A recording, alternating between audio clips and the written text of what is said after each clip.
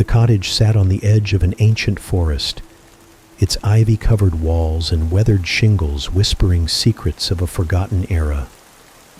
Nora stood at the edge of the driveway, a single suitcase in her hand, as the cab sped off down the gravel road. The air was thick with the scent of pine and damp earth, a sharp contrast to the urban chaos she had left behind. For the first time in years, she felt a sense of quiet, though it wasn't entirely comforting. The realtor had described the property as charming and secluded, but there had been an edge to his voice, an unspoken warning that prickled the back of Nora's neck. Still, she had ignored it. She needed a fresh start, a place where she could disappear for a while and heal from the whirlwind of heartbreak and loss that had left her hollow. This cottage, with its rustic charm and surrounding woods, seemed like the perfect place to find herself again. The inside was as quaint as she'd hoped. Wooden beams, a stone fireplace, and a kitchen that looked like it hadn't been updated since the 1950s. It smelled faintly of cedar and something sweeter, like wildflowers. She set her suitcase down and ran her hand along the rough wooden table in the center of the kitchen. Despite its simplicity, the cottage had a warmth to it. Yet, beneath that warmth, there was a peculiar weight in the air, as if the walls themselves were holding their breath. By the time she unpacked and settled in, the sun had dipped below the horizon, casting the forest in shades of navy and black. Nora stood at the window, gazing into the tree line. The branches swayed gently in the breeze, their movements almost too synchronized, like dancers in a slow, mournful waltz. The longer she stared, the more she thought she could see shapes moving between the trunks, shadows that didn't quite belong. Shaking her head, she pulled the curtain shut. It was just her imagination, she told herself. After all, she wasn't used to this kind of darkness. The first night was uneventful, save for the relentless ticking of the antique clock on the mantel. Its sound seemed louder in the absence of city noise, each tick and tock stretching seconds into eternity. Despite the stillness, sleep came easily, and for a few hours, Nora drifted into a dreamless void. But then she woke. At first, she wasn't sure what had stirred her. The room was bathed in pale moonlight, the silver beams cutting through the slats of the wooden blinds. She lay still, her breath shallow, listening. It was faint, almost imperceptible, but it was there. A melody. A soft, lilting tune that seemed to drift through the walls of the cottage. It wasn't coming from inside the house. She was certain of that. No, it was coming from outside, from the forest. Nora sat up, her heart pounding in her chest. She strained her ears, trying to make sense of the sound. It wasn't a song she recognized, but it had a haunting quality, like a lullaby sung by someone who had forgotten the words. The melody rose and fell, weaving through the night like a ghostly thread. Despite its eerie nature, it wasn't unpleasant. In fact, it was almost soothing. She slipped out of bed and padded to the window, her bare feet cold against the wooden floor. Peeking through the blinds, she saw nothing unusual. The forest stood still, its dark depths impenetrable to her gaze. The melody continued, faint but unwavering, as if calling to her. For a brief moment, she considered stepping outside to investigate, but a deep, primal instinct held her back. Instead, she closed the blinds tightly and crawled back into bed, pulling the covers up to her chin. The melody lingered in her mind long after it had faded into silence. The next morning, sunlight streamed through the windows, painting the cottage in hues of gold. The events of the night before felt distant, like the remnants of a strange dream. Nora brushed them aside as she busied herself with chores, unpacking, tidying up, and exploring the small garden behind the cottage. It was overgrown with wild flowers and weeds, but she could see the potential for beauty beneath the chaos. She spent hours clearing away debris, her hands caked with dirt, and her mind blissfully occupied. By the time she finished, the sun was beginning its descent, casting long shadows across the garden. Nora straightened up and stretched, wiping sweat from her brow. As she stood there, admiring her work, she felt the hairs on the back of her neck stand on end. Turning slowly, she realized she was being watched. A figure stood at the edge of the garden, just where the trees began. It was a man, tall and gaunt, with a face as weathered as the bark of the trees around him. He wore a wide-brimmed hat that cast a shadow over his eyes, but she could feel his gaze fixed on her. Nora froze, her heart hammering in her chest. She opened her mouth to speak, but the words caught in her throat. "Evening," the man said, his voice low and gravelly. "You must be the new tenant." Nora nodded, forcing herself to breathe. "Yes, I just moved in yesterday." The man tipped his hat. "Name's Elias. I'm the groundskeeper." "Oh," she said, relief washing over her. "I didn't realize there was a groundskeeper." "Not much to keep these days," Elias replied, glancing around the garden. "But I've been here a long time, seen a lot of folks come and go."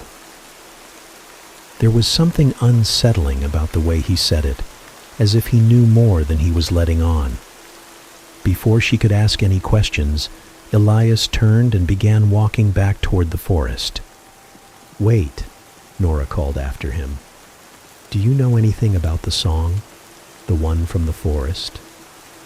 Elias paused, his back to her.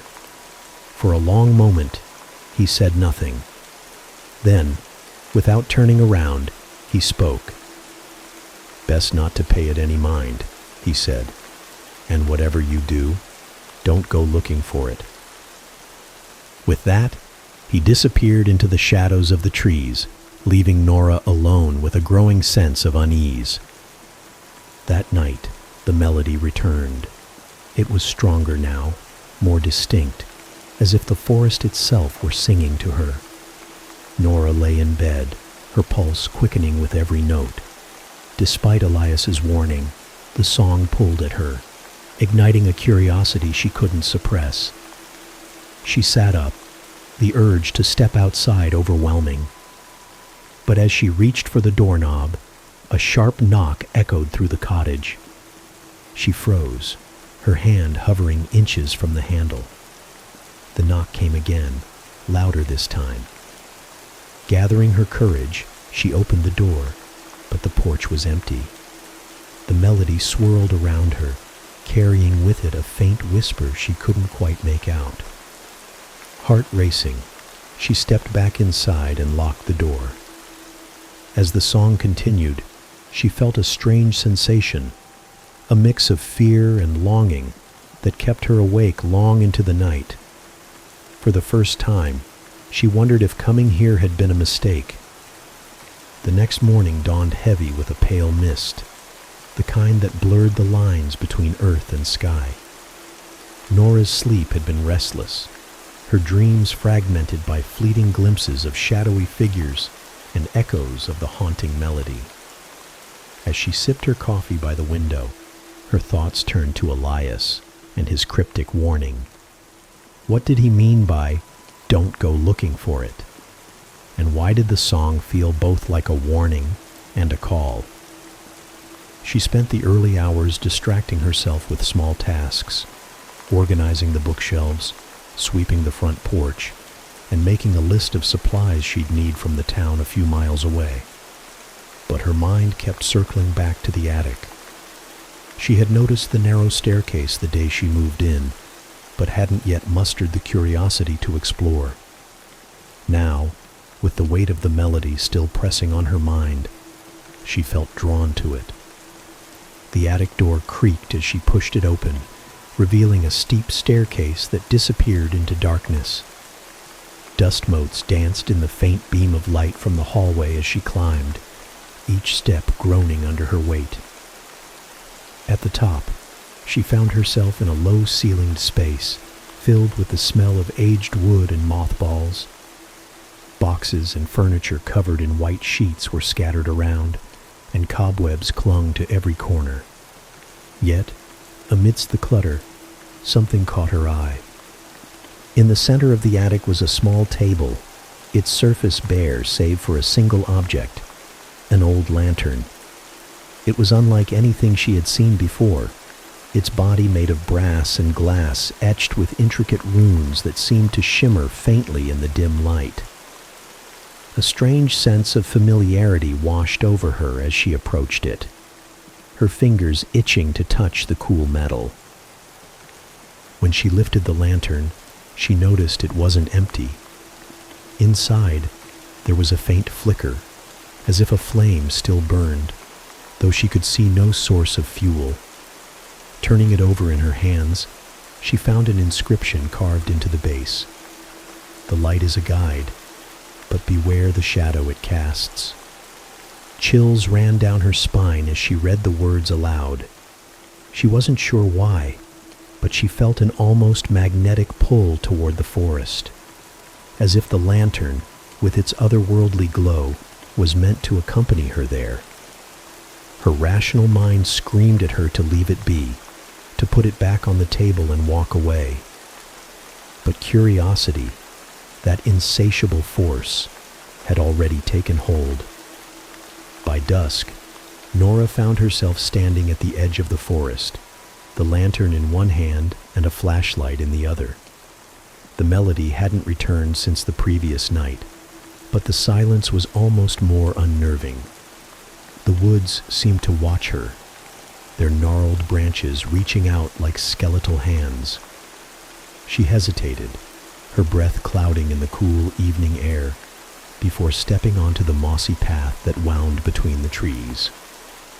At first, the forest was quiet, save for the crunch of leaves beneath her boots. The deeper she went, the darker it became, until the flashlight's beam seemed to dissolve into the shadows. It was then that she noticed the lantern's glow growing stronger, its soft light illuminating the path ahead in a way that felt almost alive. She followed its guidance, her heart pounding with each step. Soon, the path widened, leading to a clearing where a massive tree stood at its center. Its twisted trunk was hollow, gaping like a mouth, and its roots sprawled outward, creating a labyrinth of shadow and light. In the hollow, she saw something that made her blood run cold. It was a book, ancient and weathered, its leather cover etched with the same runes as the lantern. As she approached, the air grew colder, and the faint strains of the melody began to echo around her. The song was no longer soothing. It was insistent, almost desperate, as if warning her to turn back. But Nora couldn't stop. She reached out, her fingers brushing the book's surface.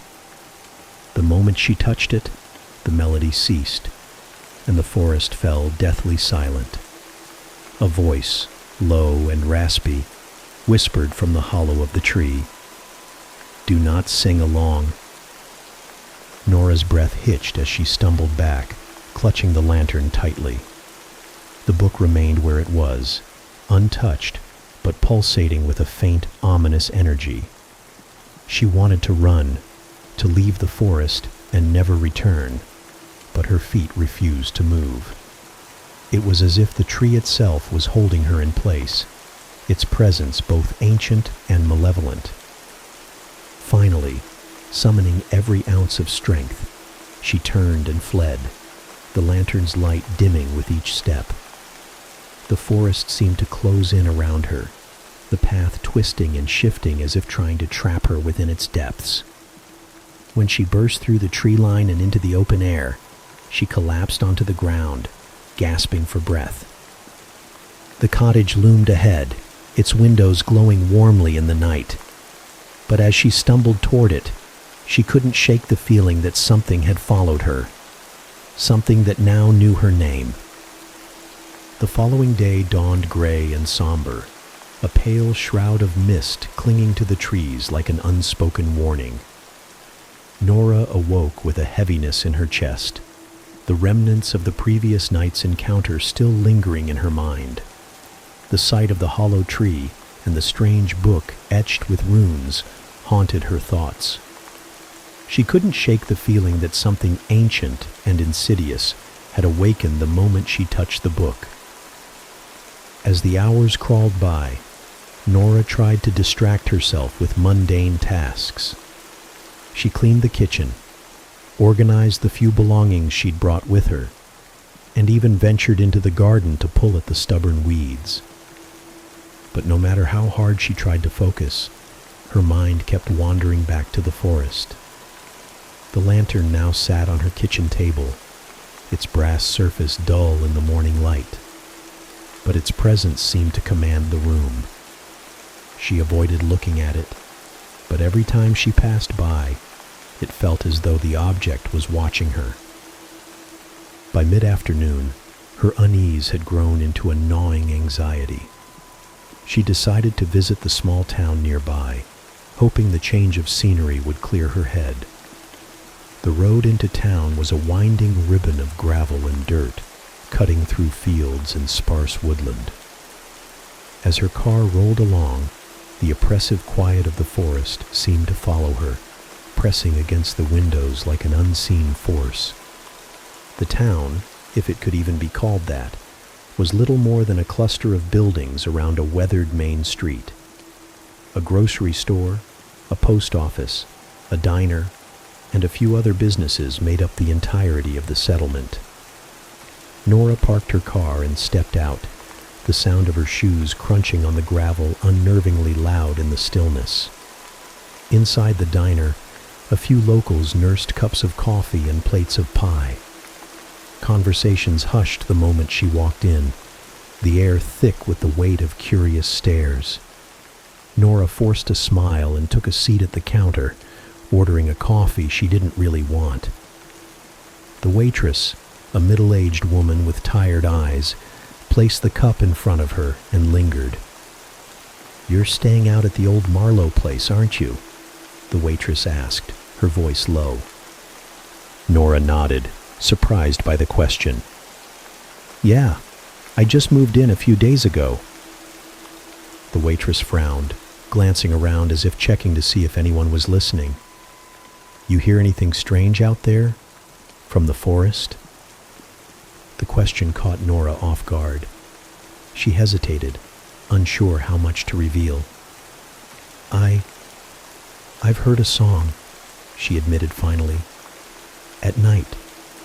Do you know what it is?" The waitress paled, her hand tightening around the coffee pot she held. "You don't want to be messing with that," she said firmly. "That forest isn't right. It's old, older than anything around here. Folks say it's cursed." Nora's stomach tightened. "Cursed?" The waitress nodded, leaning closer. "They say the forest takes people, lures them in with that song. Once you hear it, it doesn't let you go." Before Nora could press for more details, a man sitting at a nearby table cleared his throat loudly, drawing the waitress's attention. She straightened, muttering something about refilling drinks, and hurried away, leaving Nora with more questions than answers. By the time Nora returned to the cottage, the sun was beginning to set, casting long shadows across the forest. The lantern still sat on the table where she had left it, its etched runes glinting faintly in the dim light. Against her better judgment, she picked it up again, feeling the cool metal under her fingertips. As the last rays of sunlight disappeared, a strange compulsion took hold of her. She found herself walking toward the forest edge, the lantern's glow growing stronger with every step. The melody had not yet returned, but the air was heavy with an unspoken promise, a sense that something was waiting for her among the trees. The forest seemed alive as she entered, its branches twisting and swaying despite the stillness of the air. The ground beneath her feet felt soft and yielding, as if the earth itself were breathing. She followed an invisible path, the lantern's light guiding her as it had before. When she reached the clearing, the hollow tree loomed before her, its twisted trunk and sprawling roots forming a grotesque silhouette against the darkening sky. The book was still there, resting within the hollow like a forbidden treasure. Nora hesitated, her heart pounding in her chest, but the compulsion that had driven her this far would not let her stop. As she approached, the melody began again. This time, it was clearer, more insistent, as if the forest itself were singing to her. The notes wove through the air, wrapping around her like tendrils, pulling her closer to the tree. She reached out, her fingers trembling as they brushed the book's surface. The moment her skin made contact, the melody stopped. The forest fell silent, the kind of silence that felt deafening in its completeness. A low, guttural whisper emanated from the hollow, a voice that seemed to come from the tree itself. "Do not sing along." The words were a command, heavy with an authority that made her knees buckle. She stumbled back, clutching the lantern as though it could protect her. The whisper grew louder, the voice rising in a crescendo of anger and sorrow. "Do not sing along." Nora turned and fled, the book and the hollow tree fading into the darkness behind her. The forest seemed to shift around her, the trees leaning in as if trying to block her path. The ground grew uneven, roots and stones appearing where there had been none before, tripping her up as she ran. By the time she burst out of the forest and into the clearing around the cottage, she was gasping for breath, her hands scraped and bloody from her falls. She slammed the door behind her, locking it and collapsing against it as her heart pounded in her chest. The lantern, still clutched tightly in her hand, pulsed with a faint light. As she stared at it, she realized the runes were now glowing, their faint golden light pulsating like a heartbeat. A single thought echoed in her mind, unbidden and unwelcome. The light is a guide, but beware the shadow it casts. She didn't sleep that night. Every time she closed her eyes, she saw the hollow tree, its gaping maw of a trunk waiting to swallow her whole. The melody haunted her even in the silence, a reminder that whatever force resided in the forest was not finished with her. And deep down, Nora knew she would have to return. The next morning, the cottage was filled with an eerie stillness. Nora sat at the kitchen table, staring at the lantern. The faint glow of the runes seemed to mock her, as though the object held secrets it refused to share. She had spent the night replaying the events in her mind, trying to make sense of the whispering voice, the shifting forest, and the hollow tree. One thing was clear. The forest was not just a place. It was alive, aware, and it had its sights set on her. Her thoughts were interrupted by a knock at the door. The sound was sharp and sudden, shattering the quiet. She jumped, her heart pounding, and hesitated before opening it. To her surprise, Elias stood on the porch, his wide-brimmed hat shadowing his face. "You look like you've seen a ghost," he said, his tone as gruff as ever. "I might have," Nora replied, her voice trembling.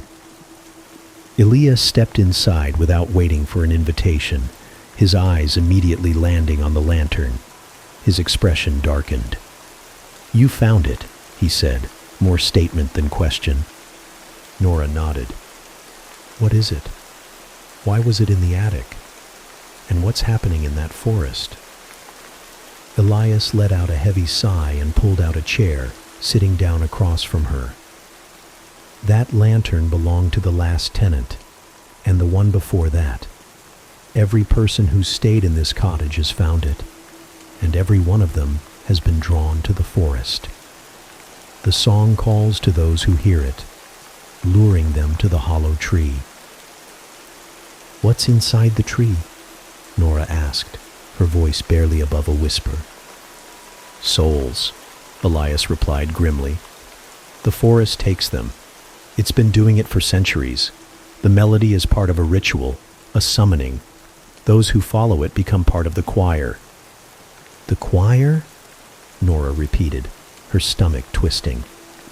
Elias leaned forward, his eyes boring into hers. "The voices you hear in the song, they're not just sounds, they're people, trapped, singing the same tune for eternity." Nora recoiled, the weight of his words sinking in. "Why me? Why does it want me?" "The forest chooses who it wants," Elias said. "It's drawn to pain, to grief, and it doesn't let go easily." Elias's words haunted Nora long after he left. She spent the day pacing the cottage, trying to decide what to do. Part of her wanted to flee, to leave the cottage and never look back. But another part of her, the part that had been pulled into the forest, that had touched the book, knew it wouldn't be that simple. The forest had already claimed her, and running wouldn't save her. As the sun began to set, the melody returned. It was softer this time, almost gentle, as if coaxing her. She resisted the urge to follow it, instead locking herself in the bedroom and covering her ears. But even then, the song seeped into her mind, wrapping around her thoughts like a vine. She felt its pull, its promise, and despite herself, she began to hum along. The moment the sound left her lips, the song changed. The gentle melody turned discordant, a cacophony of voices rising in anger. The lantern on the table began to glow brighter, its runes pulsating in time with the chaotic rhythm. A gust of wind tore through the cottage, slamming doors and rattling windows. And then, as suddenly as it had started, the noise stopped. Nora opened her eyes, her chest heaving. The cottage was silent, but the air felt heavy, as if something unseen was watching her. She glanced at the lantern, which now sat dark and lifeless. For the first time since finding it, she felt truly alone. And yet, she knew she wasn't. That night, the dreams began. In her sleep, Nora found herself standing in the forest, the hollow tree looming before her. The book was gone, replaced by a swirling black void that seemed to pulse with a malevolent energy. The voices of the choir surrounded her, their song fragmented and mournful. A figure stepped out of the void, its form shifting and indistinct. It had no face, but its presence was overwhelming, filling her with a terror she couldn't explain. The figure raised a hand, pointing directly at her, and the choir's song swelled to a deafening crescendo. Nora woke with a scream, her body drenched in sweat. The lantern was glowing again, its runes casting flickering patterns on the walls. The melody was back, louder than ever, and this time she could hear the voices within it. They were calling her name. She had to return to the forest. The compulsion was stronger than before, leaving her no room to resist. She grabbed the lantern and stepped out into the night, the song guiding her steps. The forest was darker than she remembered, its shadows deeper and more menacing. The trees seemed to lean in closer, their branches clawing at the sky. When she reached the hollow tree, the voices of the choir fell silent. The void within the trunk had returned, swirling and pulsating with an unnatural energy. The lantern in her hand began to glow brighter, its light piercing the darkness. Nora hesitated, her instincts screaming at her to turn back, but her feet moved forward of their own accord. As she approached the tree, the figure from her dream emerged again. It stood in front of the hollow, its form more defined but still shifting, as though it couldn't decide what it wanted to be. The figure raised a hand, and the runes on the lantern flared with light. A voice, low and resonant, spoke from the figure, cutting through the silence like a blade. "You have heard the song. Now you must join the choir." Nora shook her head, stepping back. "No, I won't." The figure tilted its head as if amused. "You already have. The moment you sang, you became part of us." The choir's song began again, this time erupting from the hollow tree with a force that knocked her to the ground. The voices were deafening, filling her mind and drowning out her thoughts. The lantern slipped from her grasp, its light dimming as it rolled away. The last thing Nora saw before the darkness consumed her was the hollow tree, its void reaching out to claim her. And then, silence. When dawn broke over the forest, the melody had vanished, and the clearing was empty. The hollow tree stood still, its ancient roots twisted and gnarled. The lantern lay in the grass nearby, its runes faint and lifeless. Somewhere deep within the forest, the choir sang on, their mournful tune echoing through the trees. Nora was gone, but her voice had joined the song. The forest, once hauntingly quiet, now thrummed with an unsettling energy.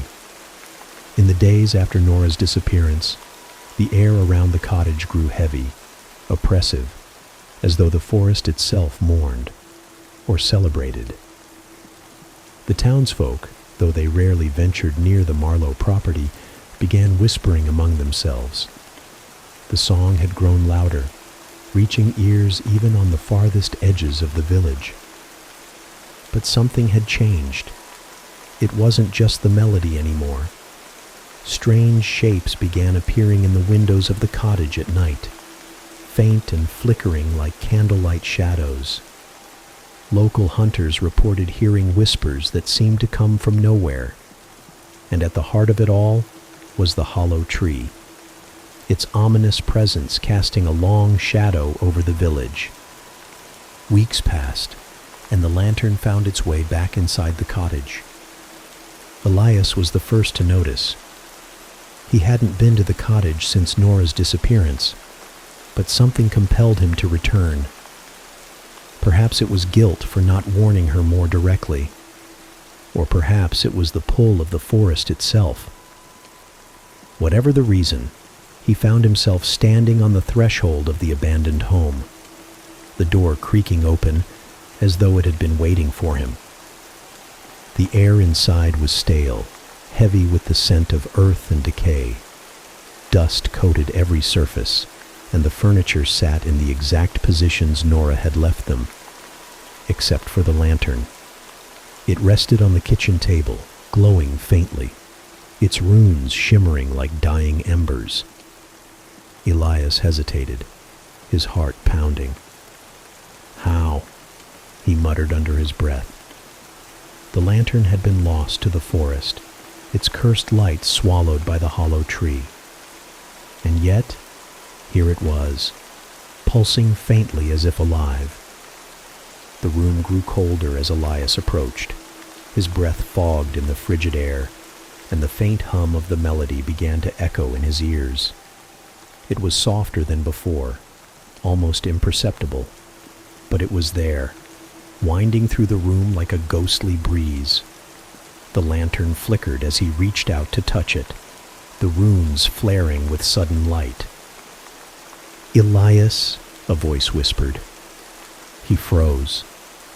The voice was unmistakable. It was Nora. The whisper grew louder, and the room seemed to darken around him. Shadows gathered in the corners, coalescing into shapes that twisted and writhed like smoke. Elias stepped back, his hands trembling as he clutched his coat. The shadows began to move, creeping along the walls and floor, their forms becoming more defined, human-like, but distorted. One of the shadows separated itself from the others and stepped forward. Its movements were jerky, unnatural, as though it were a marionette controlled by unseen strings. When it spoke, the voice was broken and fragmented, but it was still hers. "Elias, help me." He stumbled backward, his mind racing. "Nora," he choked out, "is that you?" The shadow tilted its head, a grotesque mimicry of human motion. "The forest. It won't let go. None of us can leave." "None of us?" Elias repeated, dread settling like lead in his stomach. He turned toward the other shadows, which now loomed closer, their forms shifting and flickering. The faces of the shadows began to take shape. Men, women, and even children, all of them bearing expressions of anguish. Their mouths opened, and the melody spilled forth, disjointed and discordant, filling the room with a cacophony of despair. Elias clapped his hands over his ears, his knees buckling under the weight of the sound. "Stop!" he shouted. "What do you want from me?" The shadow of Nora moved closer, her form flickering like a dying flame. "The lantern," she whispered. "It's the key, but it's also the door." "What does that mean?" Elias demanded, his voice cracking with fear. She didn't answer.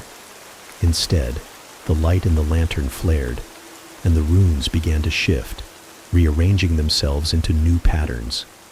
The melody reached a fever pitch, and the shadows surged forward, their twisted hands reaching for Elias. He turned and fled, the door slamming shut behind him as he burst into the cold night air. The forest seemed to close in around him, the trees leaning inward as if trying to trap him. The melody followed, faint but persistent, chasing him all the way back to the village. That night, Elias gathered the townsfolk in the diner, his face pale and his hands shaking. He told them everything about the lantern, the shadows, and the song. Some dismissed him as a superstitious old man, but others listened, their faces grim. They too had heard the melody. They too had seen the shadows. "The forest is waking up," Elias warned, "and if we don't stop it, it'll take us all." But how could they stop something so ancient, so powerful? The lantern was the only clue, but it was also the source of the curse. Destroying it might end the song, but it might also unleash whatever malevolent force had been contained within the forest for centuries. As the villagers debated, the melody grew louder, reverberating through the streets like a distant choir. Shadows began to flicker in the windows of the buildings, their forms growing bolder, more defined. The forest was no longer content to stay on the outskirts. It was spreading, its roots digging into the heart of the town. Elias returned to the cottage the next night, lantern in hand. He had no choice. Whatever horrors awaited him in the forest, he knew he had to face them. The shadows were growing stronger, and the song was becoming impossible to resist. If he didn't act now, the entire town would be consumed. The forest swallowed him whole as he stepped onto the path. The trees loomed larger than before, their gnarled branches twisting into shapes that resembled human forms. The air was thick with the scent of decay, and the ground seemed to writhe beneath his feet. The lantern's light grew brighter with each step, casting long, flickering shadows that danced around him like specters. When he reached the hollow tree, the song stopped. The void within the trunk was larger now, pulsing with a dark energy that seemed to suck the light from the lantern. The figure from Nora's description emerged once again, its form even more defined. Its voice was deep and resonant, echoing through the clearing. "You bring the light back to me," it said. "The door must remain open." Elias raised the lantern, his hands steady despite the fear coursing through him. "What are you?" he demanded. The figure stepped closer, its shifting form towering over him. "I am the forest," it said, "and the forest is me. The light is my prison, and the song is my key." Elias realized then what he had to do. If the light was the prison, then destroying it might release whatever entity was bound to the forest. But if he left it intact, the song would continue, drawing more souls into its grasp. The choice was impossible. And as the shadows closed in around him, Elias made his decision. When the dawn broke, the forest was silent once more. The melody had vanished, and the hollow tree stood still, its twisted roots firmly planted in the earth. The lantern was gone, and so was Elias. But deep within the forest, a new voice joined the choir, and the song began again. The village awoke to an unsettling calm. The melody, so pervasive in recent weeks, had vanished, leaving a deafening silence in its wake. But the silence was not a relief. It was a void, heavy with anticipation. The townsfolk avoided speaking about Elias's disappearance, though whispers of his return to the forest and the terrible choice he faced spread like wildfire. The forest itself seemed to brood. The edges of its shadow crept closer to the village, the treetops swaying unnaturally even on windless days. Children spoke of faces in the windows at night, and hunters swore they saw figures darting between the trees. Still, no one dared to venture into the woods. Not yet. At the cottage, the air hung heavy with sorrow. The runes that had once glowed faintly on the lantern's surface now etched themselves into the walls and furniture of the house. The melody was gone, but something else lingered. A presence, invisible yet palpable. It wasn't just the forest anymore. The curse was spreading, extending its reach beyond the trees. Late one night, a young woman named Clara arrived at the cottage. Clara had been one of the few who truly believed Elias's warnings. She was a schoolteacher by trade, pragmatic and logical, but the escalating horrors in the village had stripped her of any illusions. With a lantern of her own and a satchel full of supplies, she approached the cottage with a mixture of dread and determination. The door creaked open before she even touched it. Inside, the air was icy, her breath forming visible puffs as she stepped across the threshold. The furniture was untouched, preserved exactly as it had been since Nora's time. But the walls, the runes were everywhere, carved deep into the wood and glowing faintly with an otherworldly light. Clara's lantern flickered as she stepped inside, its warm glow struggling against the oppressive darkness. "Elias?" she called, her voice trembling. "Nora?" There was no response, only the faint echo of her own voice. But as she moved deeper into the cottage, she felt it, the presence. It pressed against her, invisible but undeniable, like eyes watching from every corner. Her lantern flickered again, and the shadows along the walls began to shift. She turned to leave, but the door slammed shut behind her, the sound reverberating through the house. The runes on the walls flared, their glow intensifying as the shadows grew darker, thicker, coalescing into a single point at the center of the room. Clara froze, her heart hammering in her chest as the darkness took form. It was Nora, or what was left of her. The figure was translucent, its edges flickering like a dying flame. Nora's face was pale and gaunt, her eyes hollow and filled with anguish. Her mouth opened, but no words came out, only a faint, mournful hum that sent chills down Clara's spine.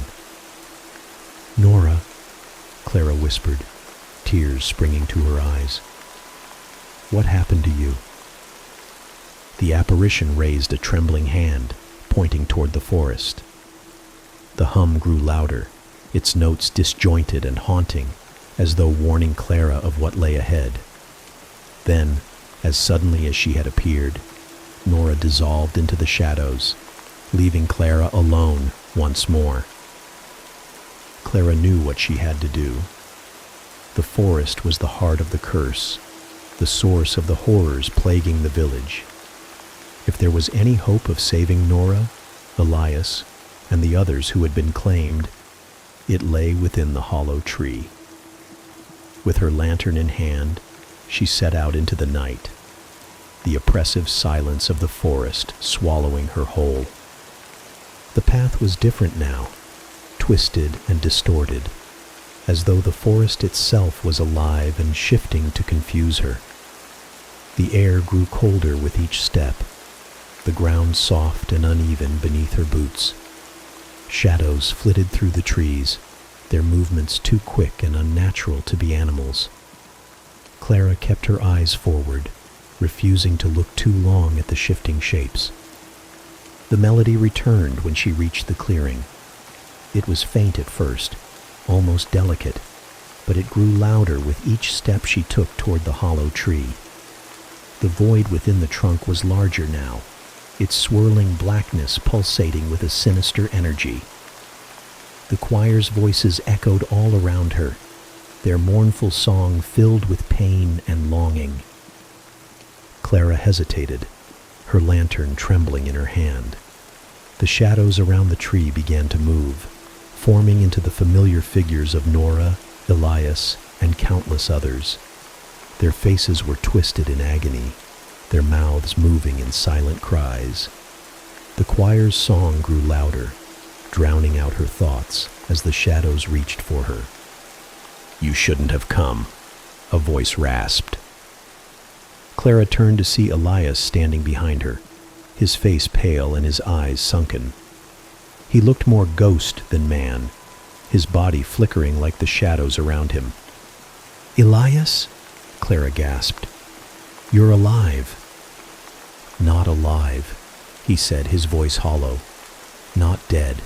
Stuck, like all the others." "What do I do?" Clara asked, desperation creeping into her voice. "How do I stop this?"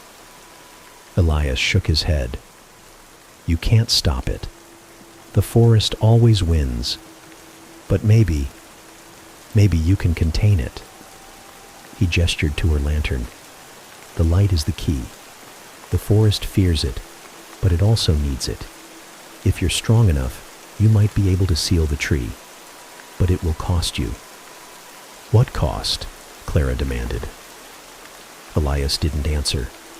His form began to dissolve, his voice fading into the choir's song. "Don't let the light go out." The shadows surged forward as Clara stepped toward the hollow tree, her lantern glowing brighter with every step.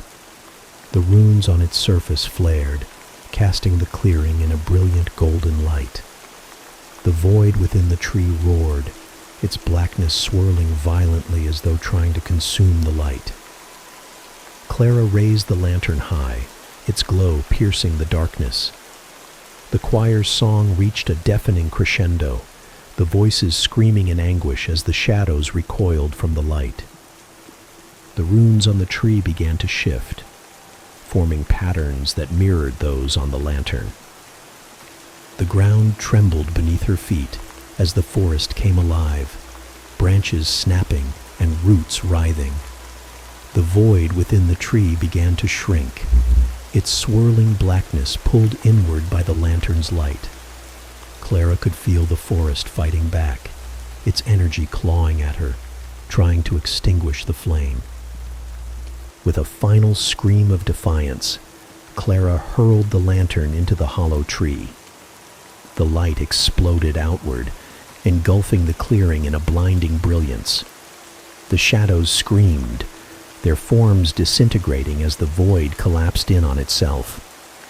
And then, silence. When Clara opened her eyes, she was lying on the ground in front of the hollow tree. The clearing was quiet, the forest still. The tree's void was gone, its twisted roots now lifeless and gray. The lantern was nowhere to be seen. Clara staggered to her feet, her body aching but intact.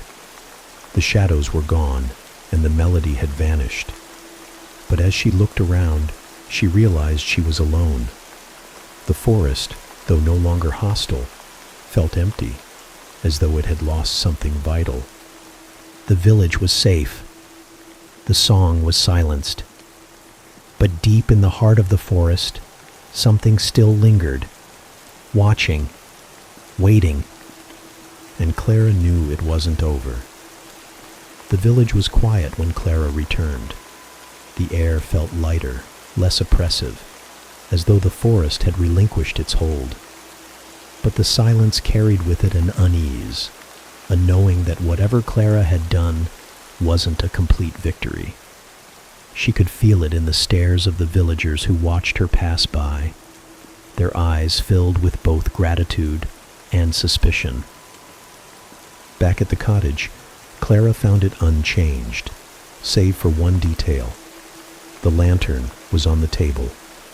She froze, her heart skipping a beat. Its surface was dark, no runes glowing, but its presence alone was a cruel reminder of what she had faced. How had it returned? Had the forest brought it back? Or was this something else entirely? Clara didn't dare touch it. Instead, she spent the next hours pacing the small house, her thoughts a whirlwind of questions and fears. She had thrown the lantern into the hollow tree. She had seen the void collapse. But the light had always been tied to the forest, a part of it as much as the melody and the shadows. Had she merely delayed the inevitable? As night fell, the familiar melody returned, soft at first, barely audible. Clara froze, her pulse quickening. She stepped to the window, peering out at the forest. The trees stood motionless in the moonlight, their twisted branches forming dark silhouettes against the sky. But the song was unmistakable. It was calling her again. This time, the lantern began to glow, its runes flickering faintly. Clara felt a wave of exhaustion wash over her, as though the forest were draining her energy through the walls of the cottage. She collapsed into a chair, her vision blurring, her thoughts clouding. And then she heard it, a voice within the song. It wasn't Elias or Nora this time. It was her own voice, singing the haunting melody, woven seamlessly into the choir. Clara awoke to darkness. The cottage was gone, and she was standing in the forest once more. The hollow tree loomed ahead, but it was no longer dormant. The void had returned, larger and more volatile, its black energy swirling violently.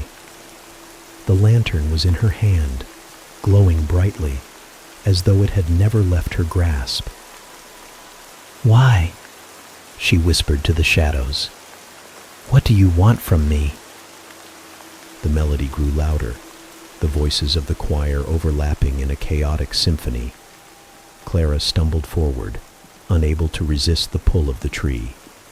The ground beneath her shifted, and the air grew cold, cutting through her like a blade. "You cannot stop it," a voice said, a voice that seemed to echo from the depths of the void. It was neither male nor female, neither young nor old. It was the forest itself, speaking to her. Clara clutched the lantern tightly. "I stopped you before. I can do it again." The void pulsed, and the forest laughed, a deep guttural sound that sent shivers down her spine. "You only delayed what cannot be undone. The song is eternal. The light is eternal. You are a part of it now." The realization hit her like a blow. The light wasn't just the key to containing the forest. It was a part of the curse itself.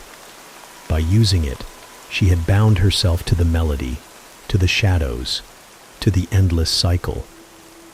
But perhaps, she thought, there was another way. Clara stepped closer to the hollow tree, the void's energy pulling at her like a strong current. She raised the lantern high, its light piercing the darkness, and spoke with a voice steady despite her fear. "If the light is eternal, then I will carry it. I will take it far from here, away from the forest, away from everything." The forest seemed to hesitate, the shadows writhing in confusion. The melody faltered, the voices of the choir growing softer, as though uncertain of what she intended. "You cannot leave," the void hissed. "The song will follow.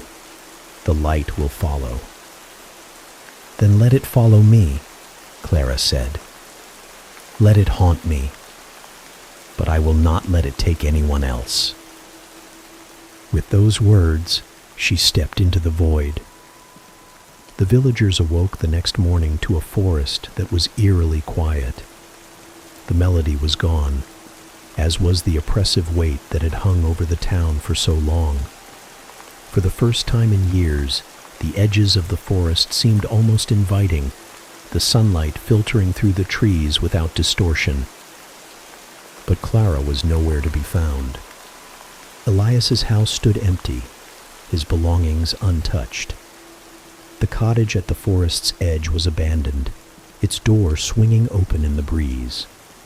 The lantern was gone, along with any trace of the runes that had marked the walls. The villagers whispered of her sacrifice, of how she had taken the curse with her, leaving them in peace. Weeks turned into months, and the forest remained silent. Hunters returned to its depths cautiously, finding no sign of the shadows or the hollow tree. The melody had truly vanished, leaving only the natural sounds of birdsong and rustling leaves. But deep within the heart of the forest, something stirred. A traveler passing through the area claimed to hear faint whispers at night, a soft hum that seemed to come from nowhere. Others dismissed it as the wind, a trick of the imagination. But the villagers knew better. They remembered the song, the shadows, and the hollow tree. And somewhere far away, Clara wandered, the lantern clutched tightly in her hand. Its runes glowed faintly, a reminder of the burden she now carried. The melody followed her, a constant companion in her solitude. She had saved the village, but at a terrible cost. She had become the new guardian of the forest's curse, the keeper of the light. As she walked through an unfamiliar land, the whispers grew louder, the shadows darker. The song was not silenced. It had merely found a new host. And so the forest waited, patient and eternal, for the day the lantern would return home.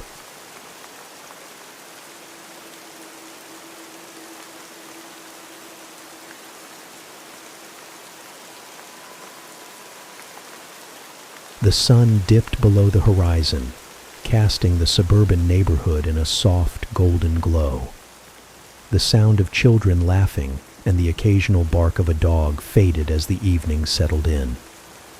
In the cozy two-story house at the end of the cul-de-sac, the Warren family was wrapping up another ordinary day. The house itself was unremarkable but warm.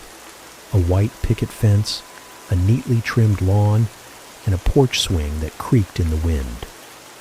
Inside, The soft hum of a dishwasher blended with the low murmur of a television from the living room.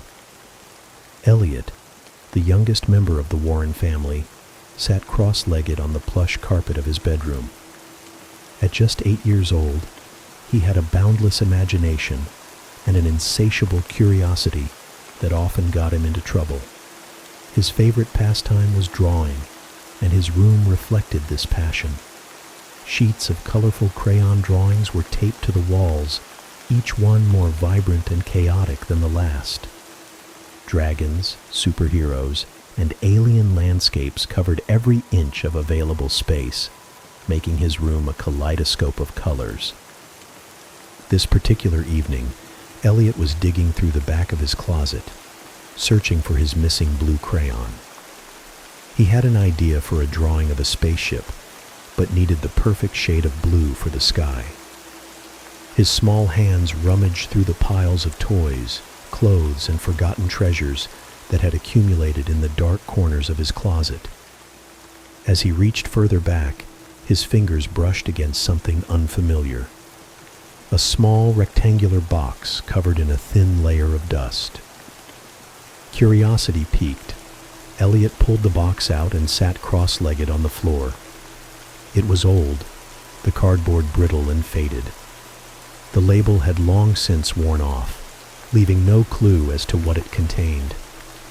With careful hands, he pried open the lid, revealing a set of crayons unlike any he'd ever seen. The colors were muted, almost dull, and the paper wrappers were yellowed with age. At the bottom of the box was a single piece of folded paper, its edges crinkled and slightly torn.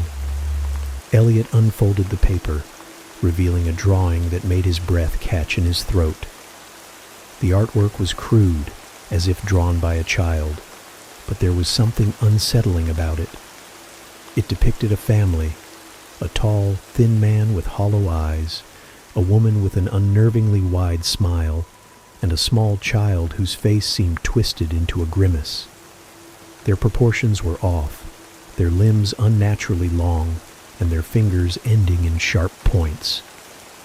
Beneath the figures, written in shaky, uneven letters, were the words, "We live in your walls."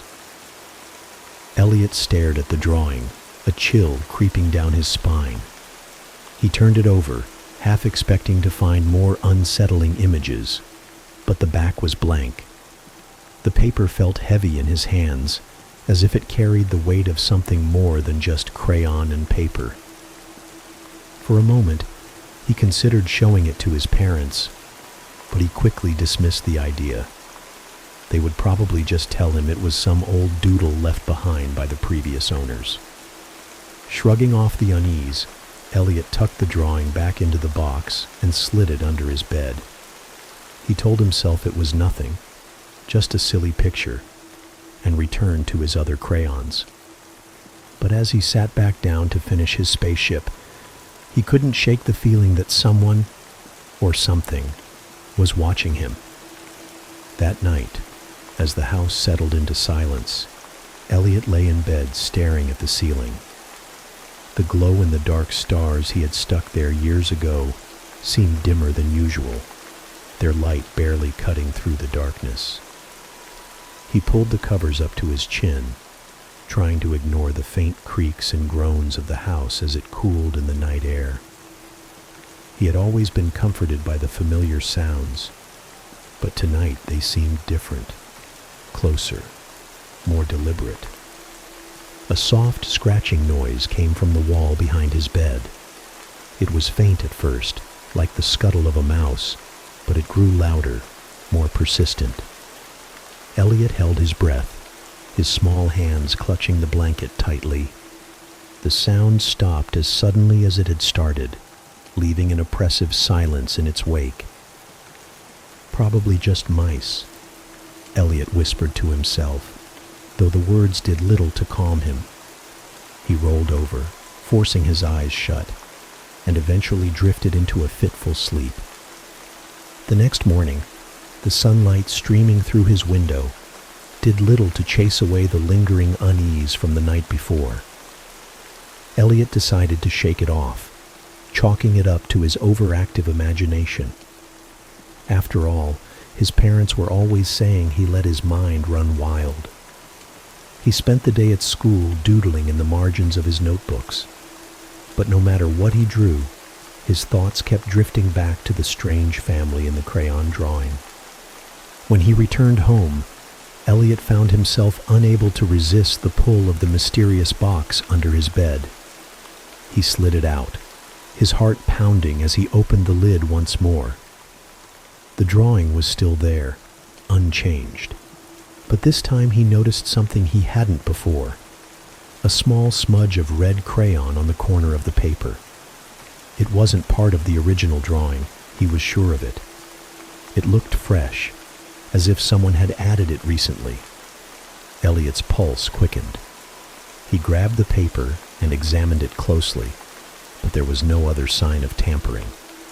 Shaking his head, he decided it was time to stop obsessing over the silly thing. He stuffed the drawing back into the box and shoved it deep into his closet, determined to forget about it. But as the days turned into weeks, the strange occurrences began to pile up. More drawings started appearing around the house, on the back of a cereal box, tucked inside one of his father's books, and even taped to the underside of the kitchen table. Each one depicted the same eerie family, their hollow eyes seeming to follow Elliot wherever he went. The words, "We live in your walls," were always scrawled somewhere on the page, their jagged letters growing more frantic with each new discovery. Elliot tried to tell his parents, but they dismissed his concerns with tired smiles and reassurances. His father checked the walls for pests, finding nothing but dust and cobwebs. His mother suggested he was playing a prank on himself, though her tone hinted at growing unease. Elliot knew better. The family in the walls was real, and they were getting closer. The first sign that something was truly wrong came 2 nights after Elliot had stuffed the drawing into the back of his closet. The air in his bedroom felt different that evening, heavier somehow. The soft hum of the radiator seemed distant, muffled as if something unseen had wrapped the room in a thick blanket of silence. Elliot sat on his bed, doodling absent-mindedly in a sketch pad, but his usual excitement for drawing was dulled. His mind kept drifting to the strange family and the eerie words, "We live in your walls." Elliot shook his head and focused on his sketch. He was drawing a knight in shining armor battling a dragon. He loved creating bold, vivid scenes like this one, where heroes always triumphed over the monsters. Yet tonight, no matter how hard he tried, the dragon's face came out wrong. Its eyes were too hollow. Its mouth twisted into a grimace that reminded him of the child in the drawing he'd found. Frustrated, he tossed the sketch pad onto the floor and flopped back onto his pillow. That was when he heard it. A faint scratching sound, like tiny claws raking against wood. It was coming from the wall behind his bed. Elliot froze, his heart pounding in his ears. He listened intently, barely breathing, as the noise grew louder. It moved along the wall, slow and deliberate, as though something was dragging itself just beyond the surface. "Just mice," Elliot whispered to himself, clutching his blanket tightly. His father had said that old houses like theirs were prone to pests. Maybe the mice had returned. That's all it was. But deep down, Elliot didn't believe it. The scratching stopped suddenly, replaced by silence so complete it was almost deafening. Elliot stayed perfectly still, straining to hear anything else. Then came the whisper. It was faint, barely audible, but unmistakable. A child's voice, high and lilting, like a nursery rhyme sung off-key. "Elliot," the voice called, drawing out the syllables of his name. "Come and play." Elliot's breath hitched, and he bolted upright, his eyes darting around the room. The voice came again, louder this time, and it sounded like it was coming from the walls. "Come and play with us." "No," Elliot muttered, shaking his head and squeezing his eyes shut. "I'm just imagining it. This isn't real." But when he opened his eyes, he thought he saw a shadow move in the corner of the room, a quick flicker of motion near the closet door. He dove under his covers, pulling them tightly around him as if they could shield him from whatever was out there. Eventually, the whispers stopped, and exhaustion claimed him. But even as he drifted into an uneasy sleep, he couldn't shake the feeling that he wasn't alone. The next morning, Elliot woke to find his sketch pad lying open on the floor. He picked it up, intending to finish his knight and dragon drawing, but when he turned to the page, his stomach twisted in fear. The dragon was gone. In its place was a new drawing, one he didn't remember making. It showed a family, the same strange family from the crayon drawing. The man, woman, and child were standing in front of what looked like a brick wall. Their hollow eyes stared out at him, and their sharp fingers seemed to press against the paper, as though they were trying to push through. Scrawled beneath them in shaky, uneven letters were the words, "We see you." Elliot dropped the sketch pad and scrambled backward, his heart racing. "Mom! Dad!" he shouted, running out of his room. He found his parents in the kitchen, sipping coffee and reading the morning paper. "There's something in the walls," he blurted out, tears welling in his eyes. His mother knelt down and placed a comforting hand on his shoulder. "Elliot, sweetheart, we've talked about this. There's nothing in the walls. Your dad even checked for mice, remember?" "But it's not mice," Elliot insisted. It's something else. They're watching me." He hesitated, unsure if he should mention the drawing. Would they even believe him? His father sighed and folded the newspaper. "Elliot, I think you've been watching too many scary movies with Sophia. Your imagination is running wild. There's nothing in the walls, I promise." Elliot clenched his fists, frustration bubbling inside him. "You don't believe me," he shouted, storming back to his room and slamming the door. He didn't want to admit it, but he knew they wouldn't help. He was on his own. That night, the sounds returned, but they were louder and more insistent. The scratching came from different parts of the room. First the wall by his bed, then the ceiling, and finally the floor. It was as though whatever was inside the walls was circling him, closing in.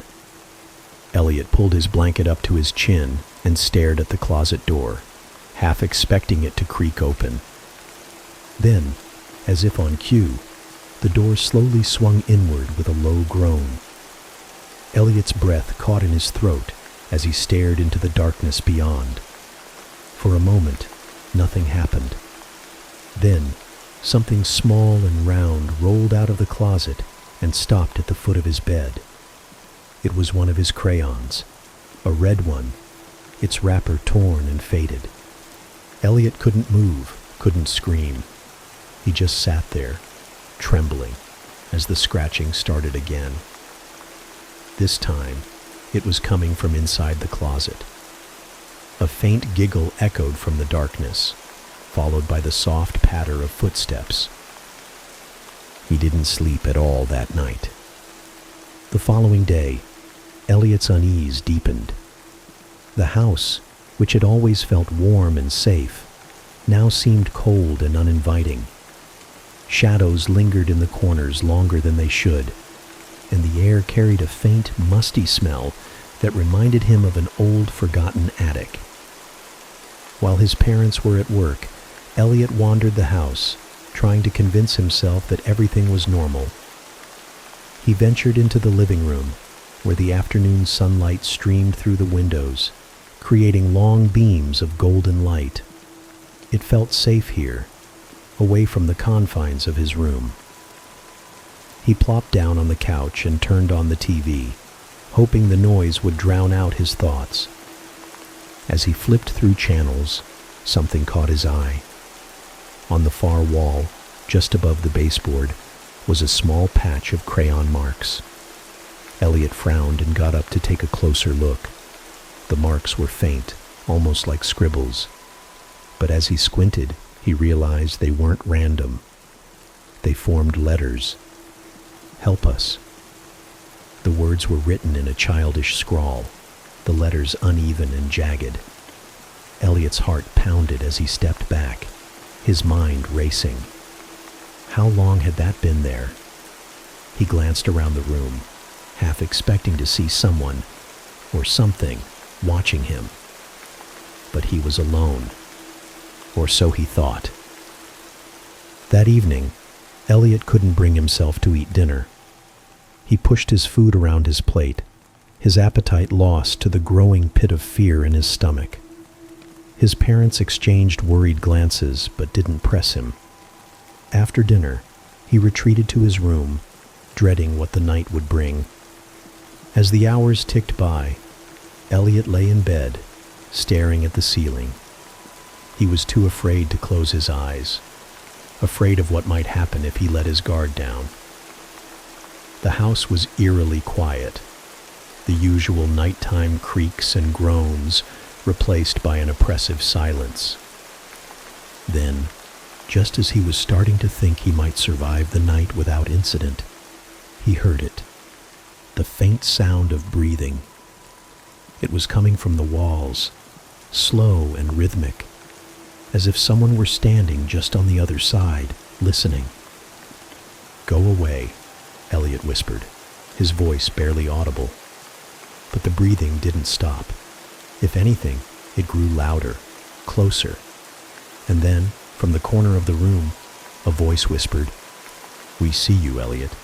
We're waiting." This time, Elliot screamed. Elliot didn't sleep at all after the whispering incident. He sat upright in bed, his small frame trembling as he clutched a flashlight in one hand and a baseball bat in the other. His room felt alien now, every shadow a lurking threat, every creak a sinister signal. He'd never felt so helpless, but one thing became clear to him. Whatever was in the walls wasn't going away. He needed to understand what it was. The morning brought little comfort.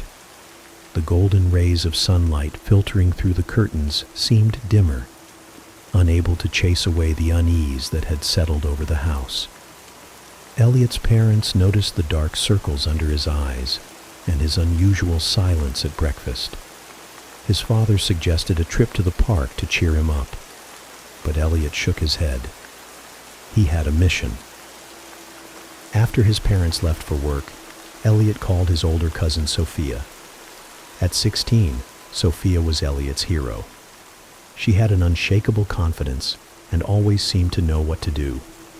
She was also one of the few people who didn't dismiss his fears as childish nonsense. When he told her about the strange drawings, the noises in the walls, and the whispers, she listened intently, her face a mix of curiosity and concern. "That's creepy," Sophia admitted after he finished. "But you're sure you're not just imagining it? I mean, it sounds like something out of a horror movie." "I'm not making it up," Elliot insisted, his voice cracking.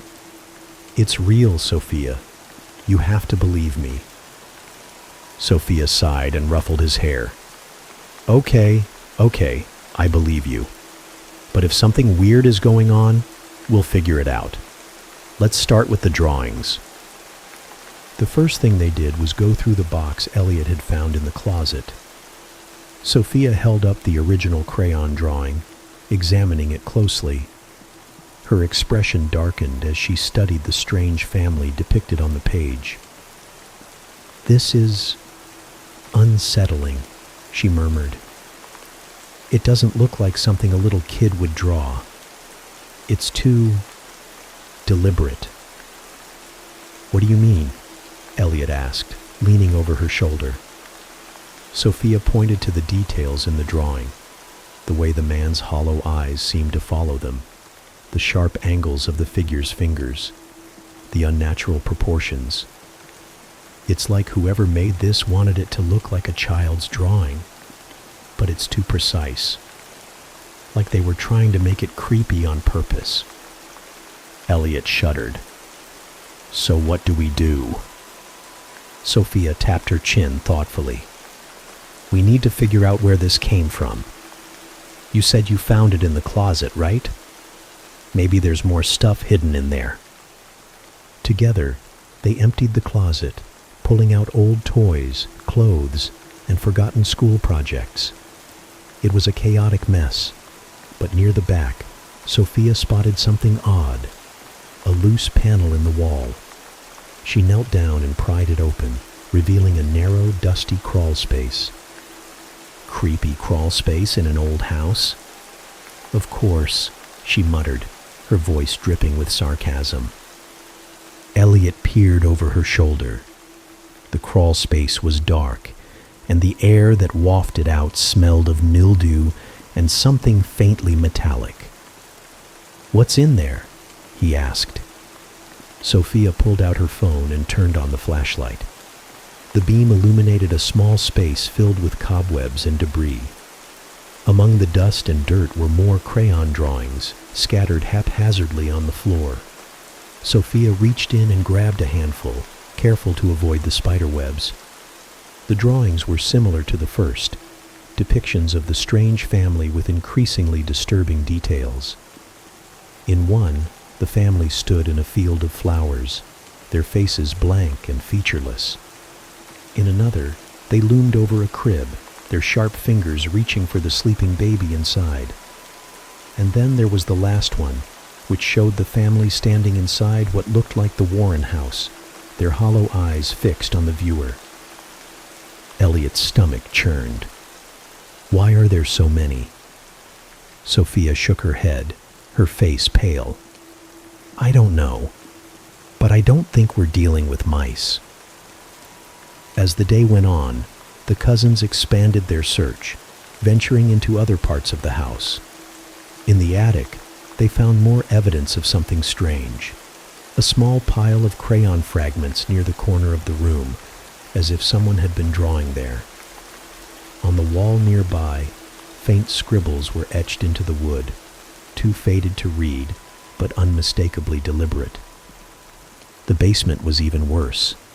The air was colder down there, and the shadows seemed to stretch unnaturally. As they descended the creaky wooden stairs, Elliot hesitated, gripping Sophia's hand tightly. It's just a basement, Sophia said, though her voice lacked its usual confidence. Probably just old storage stuff. The basement was cluttered with boxes, old furniture, and forgotten knickknacks.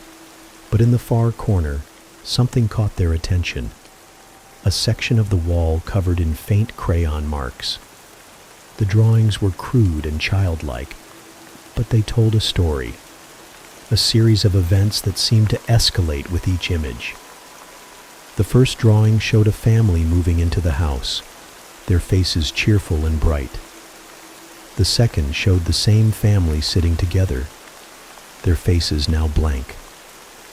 The third showed the family standing in front of a wall, their eyes hollow and dark. And in the final drawing, the family was gone, replaced by the strange figures Elliot had seen in the original drawing.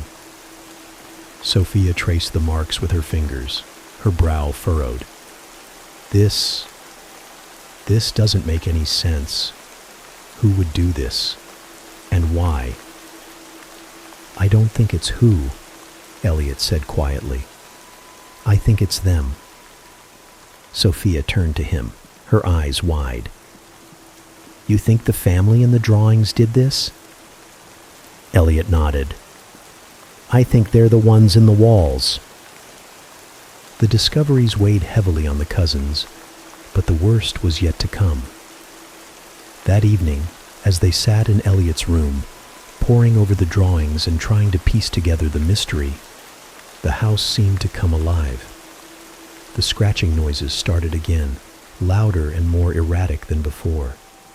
They came from every direction: the walls, the ceiling, even the floor. Sophia jumped to her feet, her phone clutched tightly in her hand. "Okay, that's it. We're telling your parents." "They won't believe us," Elliot said, his voice trembling. "They'll just say we're imagining things."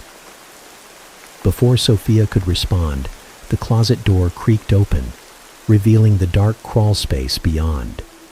The air grew colder, and a faint giggle echoed from inside. "Did you hear that?" Sophia whispered, her voice barely audible. Elliot nodded, his eyes wide with fear. He took a step closer to Sophia, his small hand gripping her arm. The giggle came again, followed by a child's voice. "Elliot," it sang, the tone playful yet menacing. "We're so glad you found us." Sophia's phone light flickered, then went out, plunging the room into darkness. Elliot whimpered, clutching her arm tighter. The scratching grew louder, more frantic, and then the voice spoke again, louder this time. "Come and play." Sophia grabbed Elliot's hand and bolted for the door, dragging him out of the room and down the hallway. They didn't stop running until they were outside, the cold night air biting at their skin. Only then did they dare to look back at the house, its windows dark and unwelcoming. "What do we do now?" Elliot asked, his voice shaking. Sophia stared at the house, her mind racing. "We figure out what they want, and then we end this." The house loomed behind them, its dark windows reflecting the cold moonlight. Elliot and Sophia stood on the front lawn, catching their breath in the crisp night air. Neither spoke for a moment, the only sound the rustling of leaves in the wind. Finally, Sophia broke the silence. "We can't keep running from this," she said, her voice shaky but resolute. "We need to figure out what this family is, and why they're here." Elliot nodded, though his heart hammered in his chest. "But how? What if they hurt us?" "They haven't hurt us yet," Sophia said, though she didn't sound entirely convinced. "They've been trying to scare us, yes, but if they wanted to do more, they probably would have by now. I think they want something. We just need to figure out what." The next morning, after a restless few hours of sleep, Sophia returned to Elliot's house armed with a backpack full of supplies: flashlights, a notebook, a small hammer, and her laptop. "We're going to do this properly," she said, as she marched into the living room. "If we're dealing with ghosts, we need evidence." Elliot hesitated, clutching the edge of the couch. "What if we make them angry?" Sophia knelt in front of him, placing a reassuring hand on his shoulder. "We'll be careful, okay? Besides, we can't just leave this alone. They're not going to go away on their own." Reluctantly, Elliot agreed, and the two of them began their investigation in earnest. Sophia decided to start with the crawl space in Elliot's closet, where they had found the first batch of drawings. Sophia pulled the loose panel away, revealing the narrow, dark passage. She handed Elliot a flashlight and shone her own into the opening. The beam illuminated the dusty floorboards and cobweb-covered corners. At first, there didn't seem to be anything new, but as they crawled deeper inside, Sophia spotted something tucked into the far corner: an old, weathered journal. "Look at this," she whispered, brushing away the dust and flipping it open. The pages were brittle and yellowed. The ink faded but still legible. The entries were written in a hurried, scrawling hand. The journal belonged to a woman named Abigail, who had lived in the house decades earlier. The first few entries were mundane, describing her life with her husband and young son. But as the entries continued, they grew darker. October 3rd. Strange noises last night. Henry says it's just the house settling, but it sounded like whispers. Jacob heard it too. He said it was a little boy calling his name. October 15th. The noises are worse. I found Jacob drawing strange pictures today. He said the family in the walls taught him how. He's never spoken like this before. He's always been such a sweet boy. I don't understand what's happening to him. October 31st. Henry doesn't believe me, but I know what I saw. I saw them. They were standing in the hallway watching me. They didn't move, didn't speak, just stared. Their eyes, hollow, empty. They want Jacob. They want us. The final entry was the most chilling. November 5th. I'm writing this from the attic. They're in the house. Henry is gone. Jacob. Oh God, Jacob. I don't know what to do. If anyone finds this, please, burn the drawings. It's the only way to stop them. Sophia closed the journal, her hands trembling. They've been here before, she said, her voice barely above a whisper. This family. They've been haunting this house for years. But why? Elliot asked, his eyes wide. What do they want? Sophia shook her head. I don't know, but it sounds like they're connected to the drawings somehow. If Abigail was right, destroying them might weaken their hold on the house. Their next stop was the basement, where the faint crayon drawings on the wall had unnerved them the night before. Armed with the knowledge from Abigail's journal, Sophia studied the drawings more carefully this time. She noticed something she hadn't before. Hidden within the chaotic lines were faint symbols, almost like runes or sigils. These aren't just random scribbles, Sophia said, pointing to one of the symbols. They're deliberate, like some kind of spell or curse. Do you think the family made them? Elliot asked, his voice trembling. Sophia nodded. Maybe. Or maybe they were already here, and the family was drawn to them. Either way, these symbols seem important. They began searching the rest of the house, looking for more symbols or hidden drawings. In the attic, they found another cluster of crayon marks, this time accompanied by an old, tattered doll. The doll's face was smudged with red crayon, giving it the appearance of a sinister grin. Sophia picked it up cautiously, examining it. This might belong to them, she said. It could be a way to communicate with them, or maybe even a way to stop them. Elliot stared at the doll, a sinking feeling in his stomach. What if it makes them angry? Sophia sighed. It's a risk, but we don't have much of a choice. That night, Sophia stayed over at Elliot's house. The two of them set up camp in the living room, surrounded by their tools and the journal. They stayed up late, poring over the entries and discussing their next move. As the clock struck midnight, the temperature in the room plummeted. Do you feel that? Sophia whispered, her breath visible in the icy air. Elliot nodded, his eyes darting around the room. The shadows seemed to shift and stretch, moving unnaturally. Then, from the walls, came the familiar scratching sound. They're here, Sophia said, her voice shaking. She grabbed her flashlight and pointed it at the nearest wall. For a moment, nothing happened. Then, slowly, a figure began to emerge from the shadows. It was the child from the drawing, its hollow eyes glowing faintly in the dark. Its head tilted to one side as it stared at them, its expression a mixture of curiosity and malice. Behind it, the tall, thin man and the wide, grinning woman appeared, their movements jerky and unnatural. Sophia held up the doll.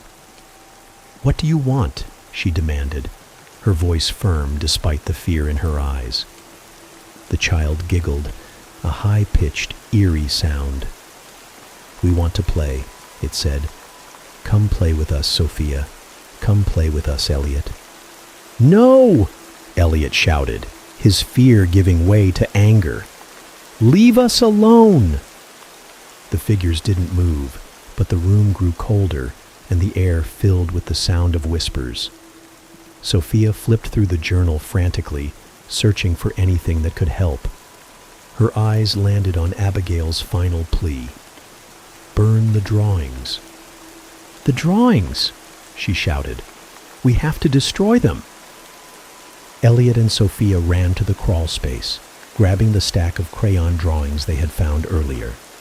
They carried them to the fireplace, their hands shaking as they lit a match. As the first drawing caught fire, the figures in the room let out a piercing scream. The sound was otherworldly, like nails on a chalkboard mixed with the wails of a dying animal. The flames consumed the drawings one by one, and with each one, the figures grew fainter, their hollow eyes dimming. By the time the last drawing turned to ash, the room was silent. The oppressive cold lifted, replaced by an eerie stillness. "Did we do it?" Elliot asked, his voice barely above a whisper. Sophia nodded, though her expression remained cautious. "I think so. For now." The next morning, the house felt different, warmer, lighter, as if a heavy weight had been lifted.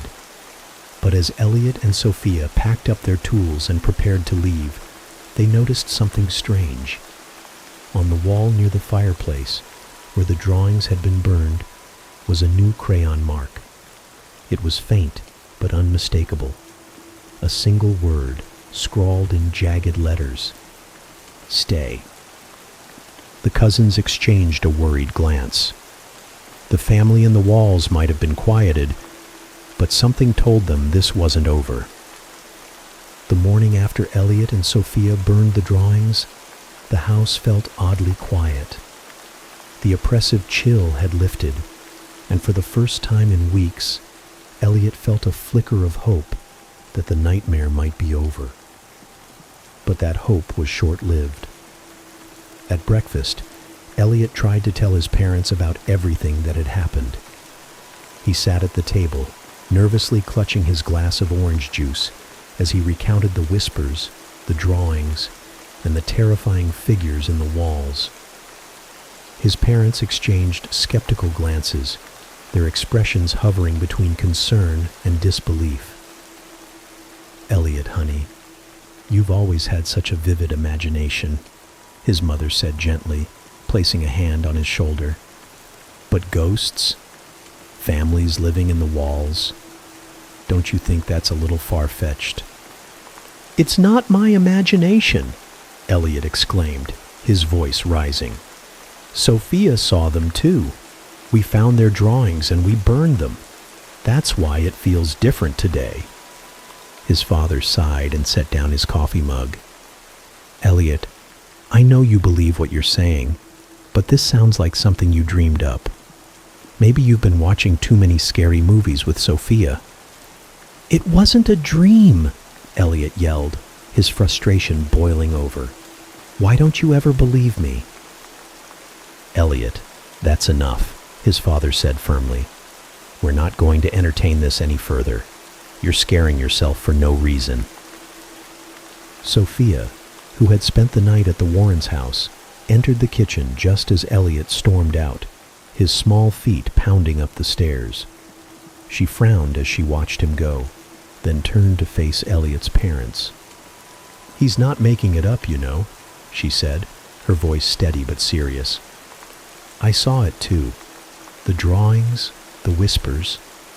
There's something wrong with this house." Elliot's father pinched the bridge of his nose.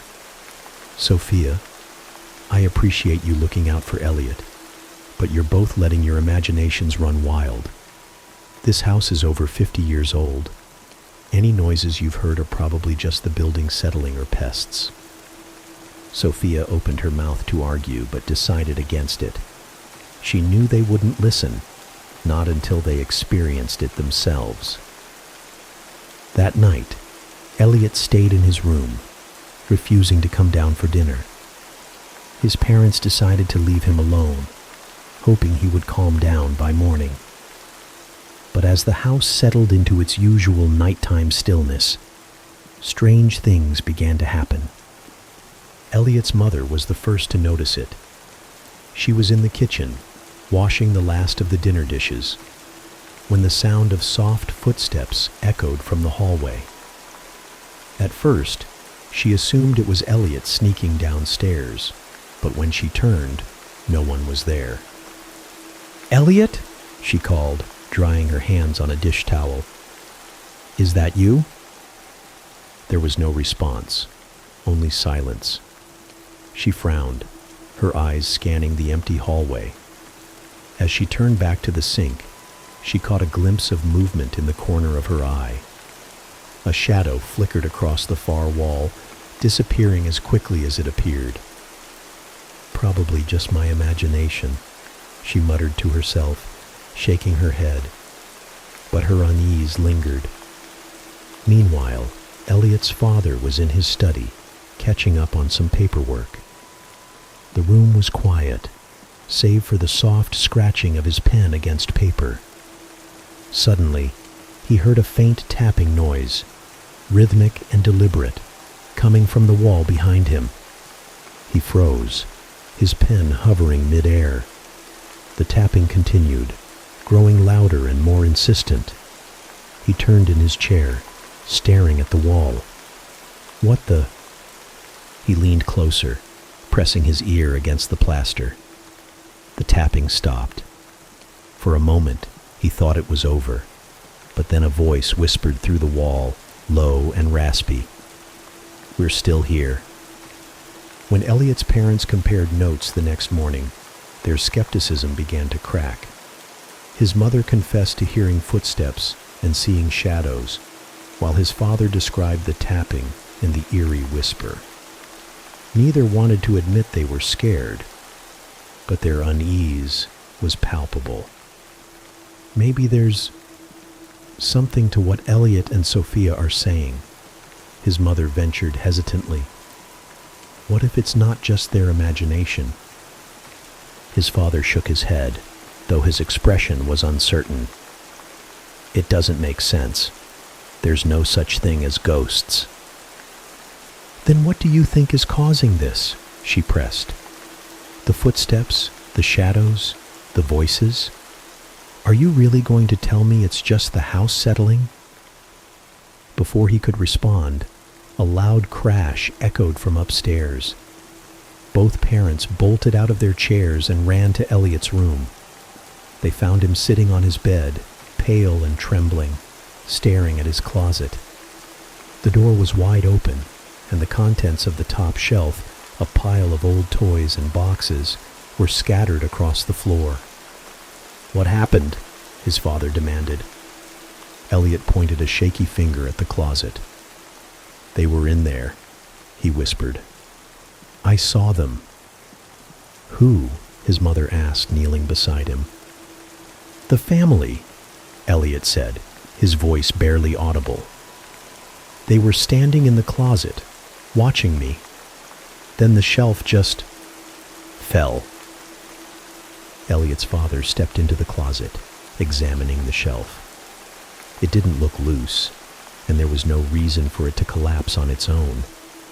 For the first time, he felt a flicker of doubt in his own reasoning.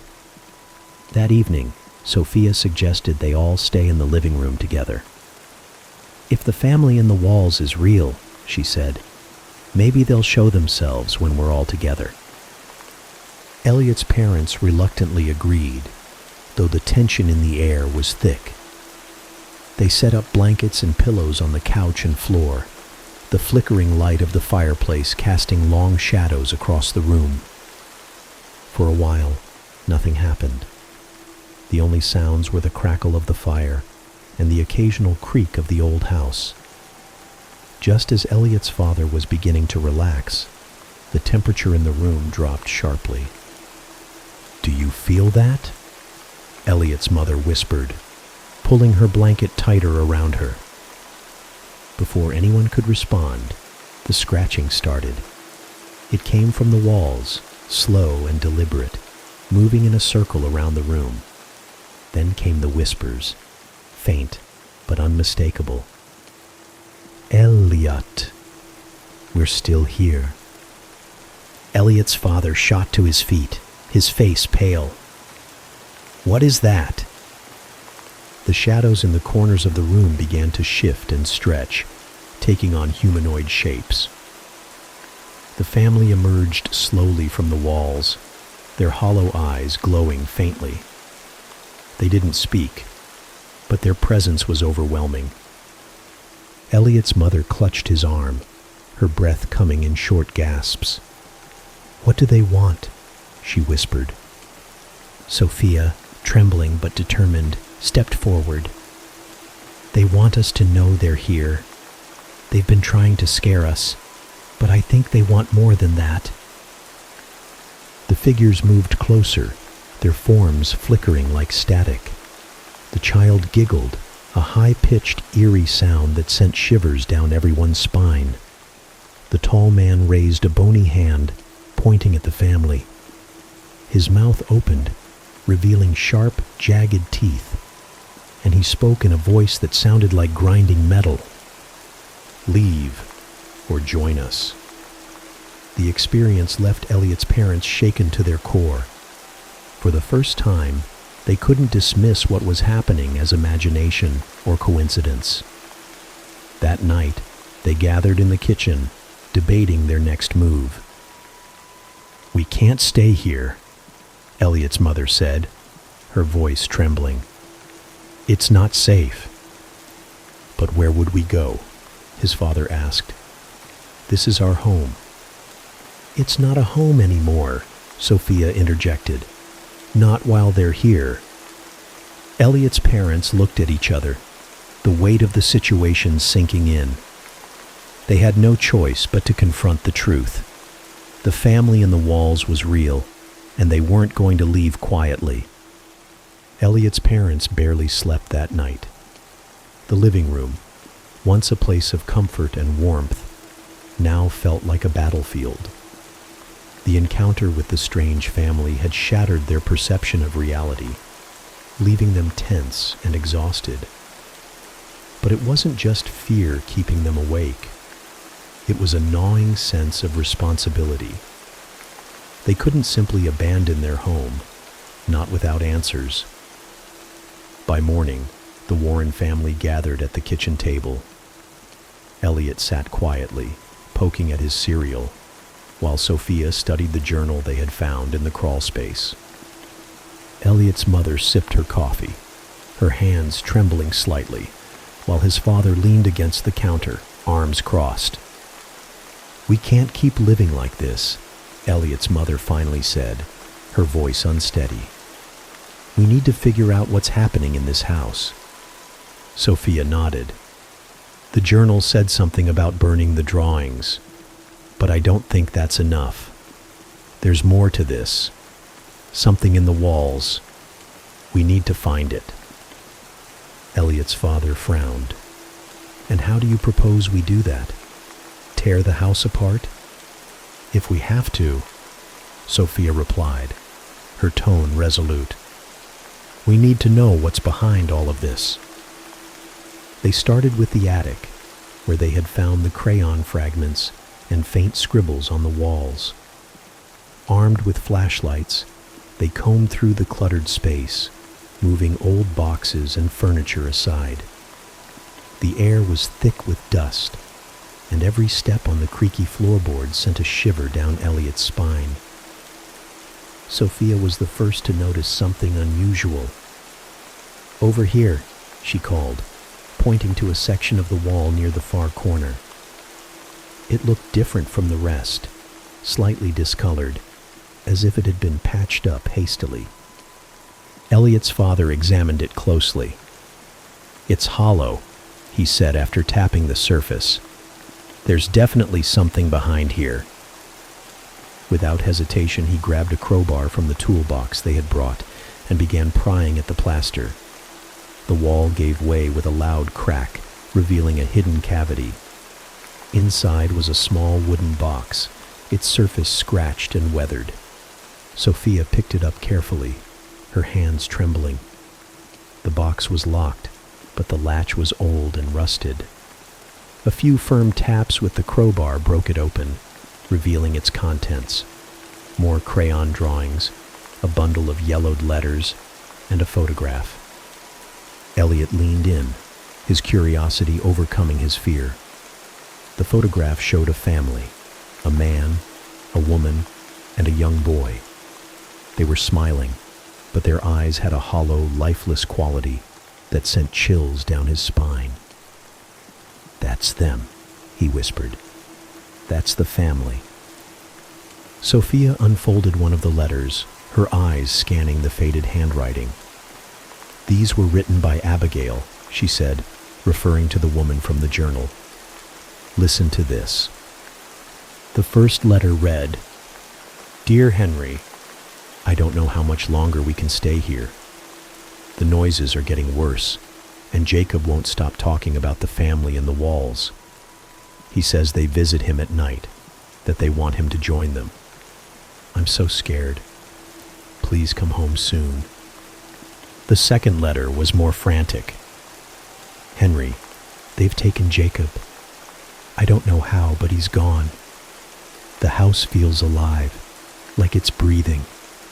I hear them all the time now, whispering my name, laughing. I tried to leave, but the doors wouldn't open. It's like the house won't let me go." The final letter was barely legible, the handwriting shaky and uneven. "They're inside me now. I can feel them crawling under my skin. If you find this, please forgive me. I couldn't save him.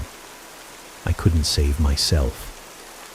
Sophia's voice broke as she finished reading, the weight of Abigail's despair sinking into the room.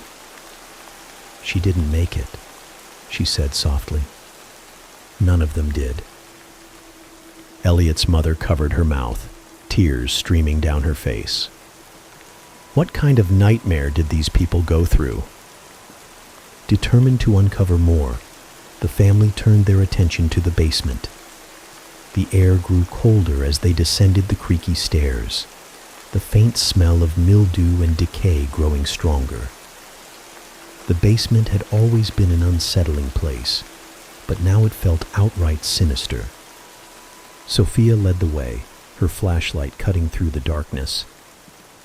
The symbols they had noticed earlier were still etched into the walls, but now they seemed to glow faintly, as if reacting to their presence.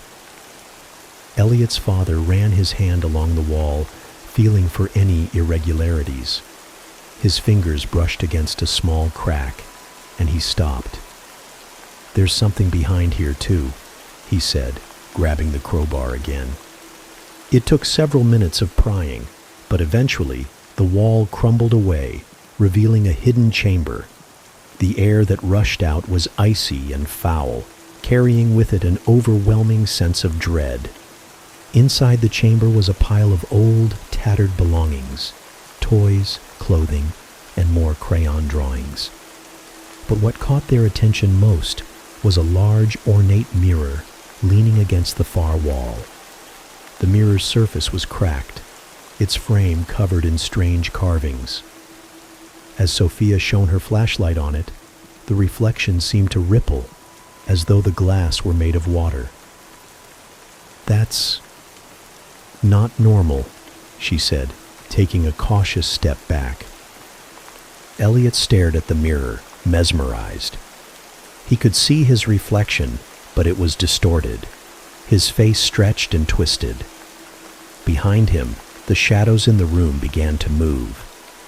The shadows coalesced into the familiar forms of the strange family: the tall man, the wide grinning woman, and the eerie child. They stepped out of the darkness, their movements jerky and unnatural. Elliot's father stepped protectively in front of his family. "What do you want?" he demanded, his voice shaking. The child giggled, tilting its head. "We don't want you," it said, its voice high and sing-song. "We want him." It pointed a long, bony finger at Elliot.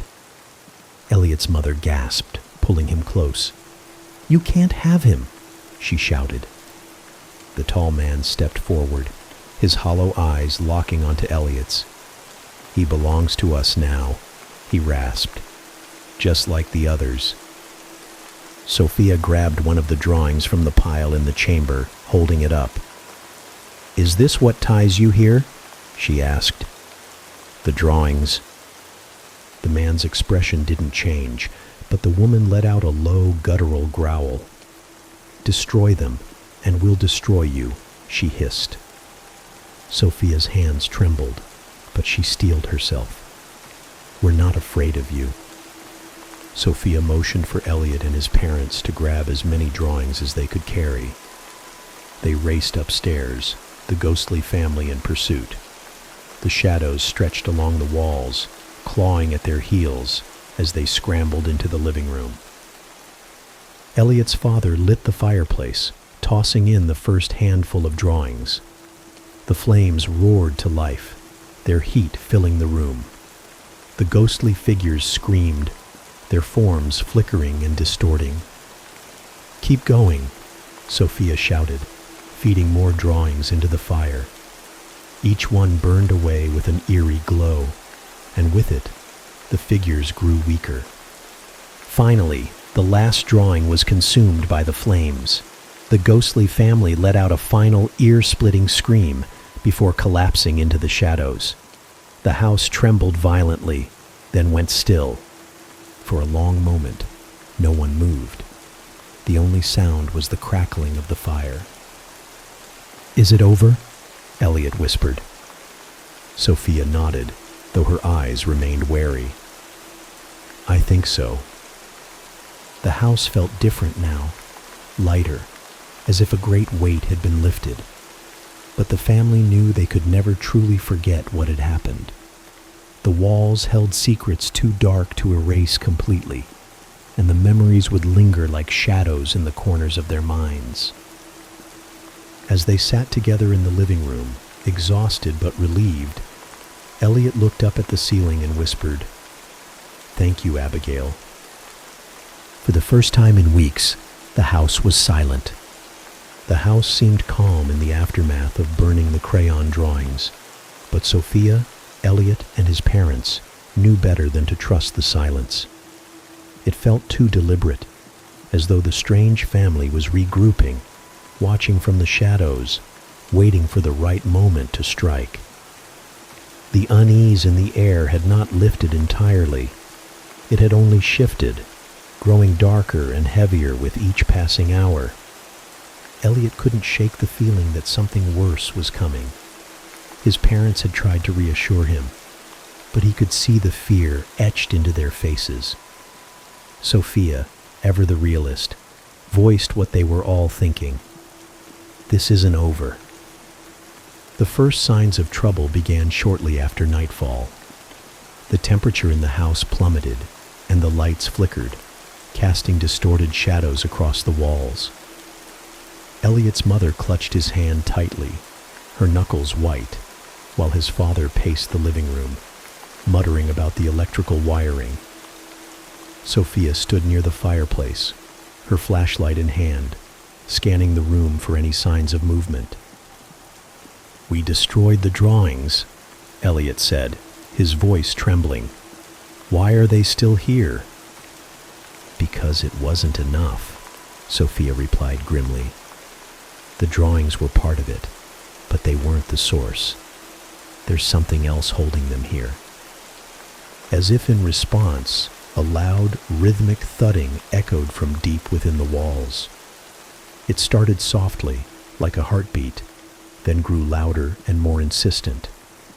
The sound reverberated through the house, shaking the floorboards and rattling the windows.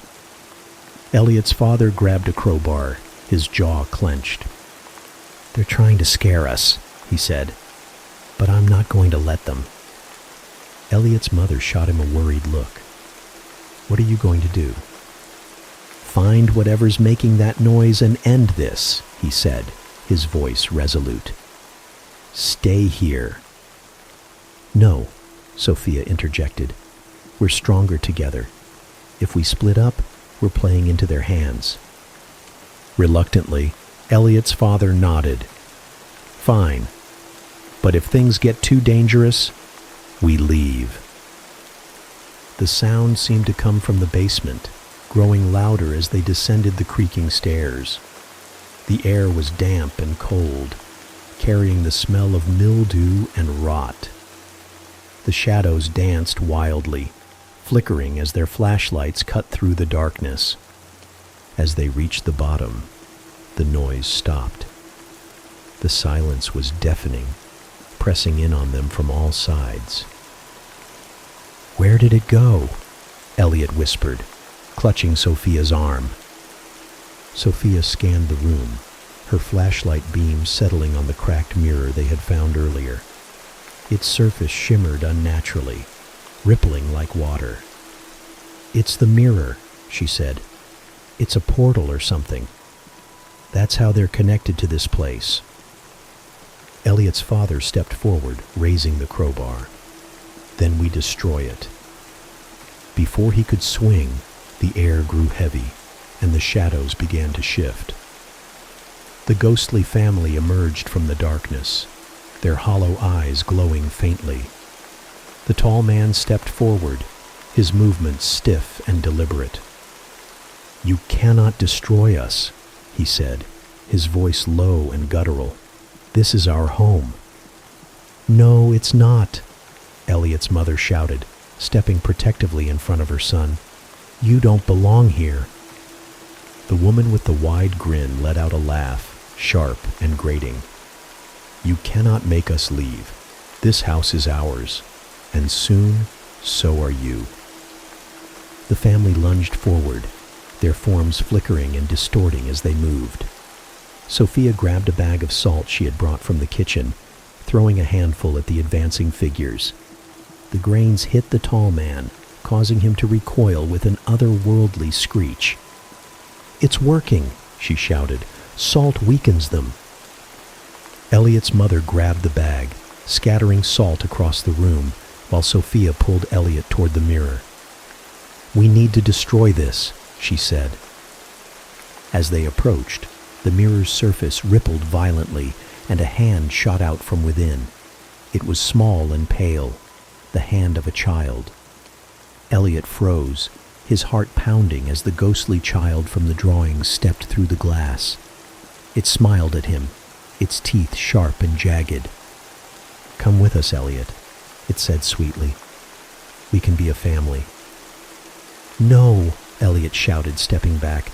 "You're not my family." The child tilted its head, its expression darkening. "You'll regret that."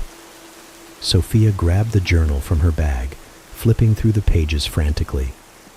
"There has to be something in here," she muttered. Her eyes landed on a passage about breaking spiritual connections. Salt, fire, and destruction of the object, binding the spirits to this world. "We need salt and fire," she said, looking at Elliot's father. "And we need to burn this mirror." Elliot's father nodded, grabbing a can of lighter fluid from the basement shelf. He doused the mirror's frame, careful to avoid the rippling surface, while Elliot's mother poured a line of salt around them to keep the ghostly family at bay. The figures grew more aggressive, clawing at the barrier of salt. The woman let out a blood-curdling scream, her wide grin stretching impossibly far. "You cannot destroy us," she shrieked. "Watch us," Sophia muttered.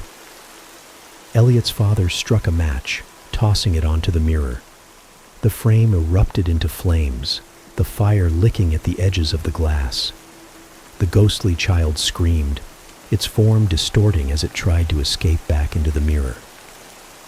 As the mirror burned, the house began to shake violently. The walls groaned and cracked, and pieces of plaster fell from the ceiling.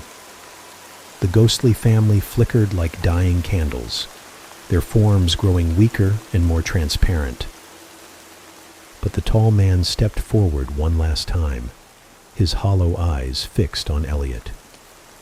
"This isn't over," he rasped. "We'll find you again." "No, you won't," Sophia said, stepping between them. She grabbed the doll they had found in the attic, the one smeared with red crayon, and threw it into the fire.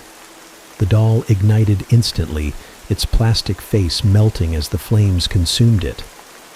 The tall man let out a final, ear-splitting scream before disintegrating into a cloud of smoke. The woman and child followed, their forms evaporating into the air. The mirror shattered with a deafening crack, and the house went still. The silence that followed was almost as unsettling as the chaos. The family stood together in the basement, breathing heavily, their faces pale and drawn. The mirror was nothing but shards of glass and ash, and the ghostly family was gone. "Is it over?" Elliot asked, his voice barely above a whisper. Sophia nodded, though her expression was cautious. "I think so." Elliot's father placed a hand on his son's shoulder, his grip firm. "We're never staying in this house again." They packed their belongings that same night, leaving the house behind. As they drove away, Elliot glanced back at the darkened windows. For a moment, he thought he saw a shadow move, a faint flicker of motion. But when he blinked, it was gone. Months later, as the family settled into their new home, Elliot found an old box of crayons buried at the bottom of one of their moving boxes. He hesitated, his heart pounding as he opened it. Inside was a single piece of paper. The drawing was simple, almost childlike. It depicted a small house surrounded by trees. Beneath it, in jagged letters, were the words, "We'll be waiting." Elliot's hands trembled as he stared at the paper. He didn't tell anyone about it. He simply walked outside and threw it into the fire pit, watching as the flames consumed it.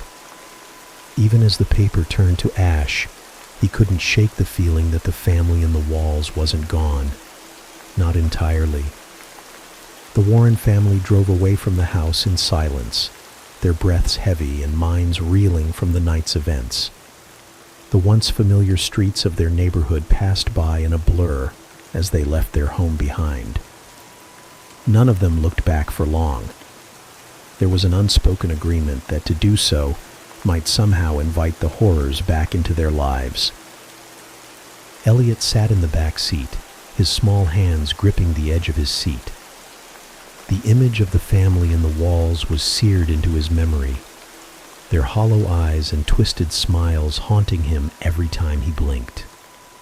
Next to him, Sophia was silent, staring out the window, her face pale but set with determination.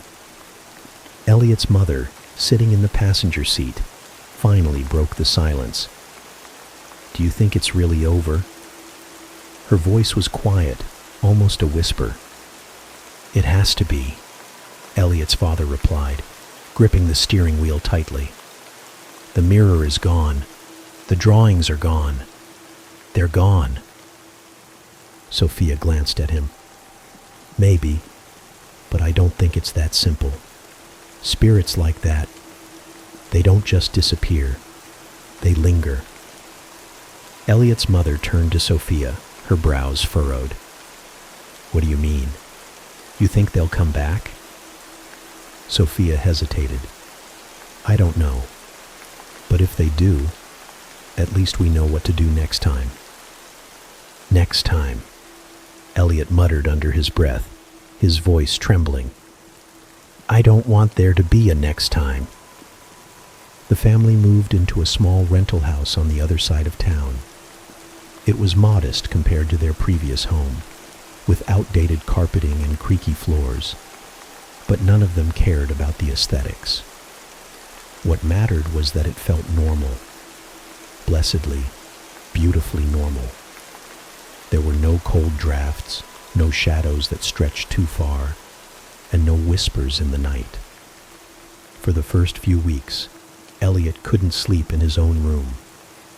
He insisted on sleeping on the couch in the living room, where he could see everyone. His parents didn't argue. They let him stay there, understanding that his fear wouldn't dissipate overnight. Sophia, meanwhile, delved deeper into the research she had started during their ordeal.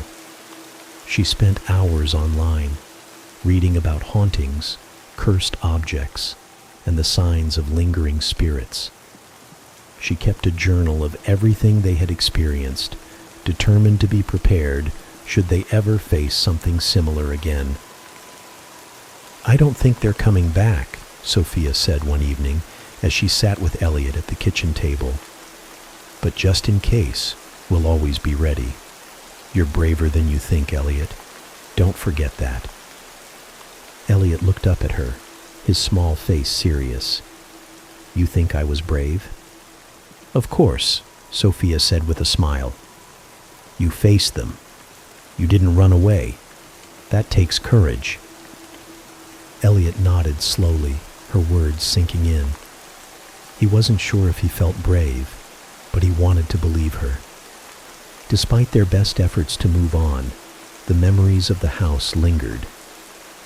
Elliot often found himself thinking about the strange family and the events that had unfolded. He couldn't forget the hollow-eyed child's voice or the eerie smile of the woman. They felt etched into his mind, as permanent as the crayon drawings they had destroyed. One night, as Elliot lay in bed, he thought he heard a faint scratching sound. His heart raced, and he bolted upright, his eyes scanning the dark room. But there was nothing there, just the sound of his own breathing and the faint hum of the refrigerator down the hall. Still, he couldn't shake the feeling of being watched. He pulled the blanket over his head, clutching a small flashlight that Sophia had given him. It took hours for him to fall asleep. The family tried to find ways to heal together. They spent more time outdoors, going on hikes and having picnics in the park. Elliot's parents took him to counseling, hoping it would help him process the trauma.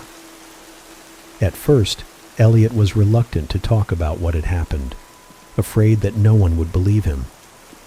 But as the weeks went by, he began to open up. "I keep thinking about them," Elliot admitted during one session. "The family. They said they were watching me. What if they still are?" The counselor, a kind woman with warm eyes, leaned forward. "It's normal to feel scared after what you've been through, Elliot. But remember, you took control of the situation. You stopped them. They have no power over you anymore." Elliot nodded, though he wasn't entirely convinced. Still, it felt good to talk about it. Sophia became something of an expert on paranormal phenomena. She joined online forums and even started a blog, sharing her experiences and offering advice to others who had encountered similar hauntings. Her posts attracted attention, and soon she was corresponding with people from all over the world. One evening, as she sat at her desk typing, she received a message from someone claiming to have lived in the Warren house decades earlier. The message was short, but chilling. "I lived there in the 1970s. The family in the walls, they don't stop. They just wait." Sophia stared at the screen, her heart pounding. She didn't tell Elliot or his parents about the message, deciding it was better not to worry them. But she couldn't help wondering if the family in the walls was truly gone, or if they were simply biding their time. As the months passed, the Warrens began to feel a sense of normalcy again. Elliot started sleeping in his own room, though he kept the flashlight under his pillow. His drawings returned to being vibrant and happy, Knights, dragons, and spaceships, with no sign of hollow-eyed figures or ominous messages. Sophia, too, found a sense of purpose in her research. She felt stronger, more capable, as though facing the ghostly family had taught her something important about herself. Elliot's parents, though still shaken by the experience, focused on creating a safe and happy environment for their children. They were more attentive, more present, and more willing to listen. The ordeal had brought them closer as a family, even if it had left scars. One rainy afternoon, as Elliot played with his crayons at the kitchen table, he noticed something strange. One of the crayons, a dull, faded red, looked old and out of place among the others. He picked it up, turning it over in his hands. It felt heavier than it should, as though it carried some unseen weight. A chill ran down his spine. Slowly, he set the crayon down and pushed it to the edge of the table. He didn't tell anyone about it. He didn't need to. Deep down, he knew what it meant. The family in the walls was still out there, somewhere, waiting. But Elliot wasn't the same scared little boy he had been. He had faced them once, and he would face them again if he had to. For now, though, he chose to focus on the present, on the laughter of his parents, the encouragement of Sophia, and the bright, colorful drawings that filled his world once more. The house was behind them. The family was behind them. And for the first time in a long time, Elliot felt a glimmer of hope.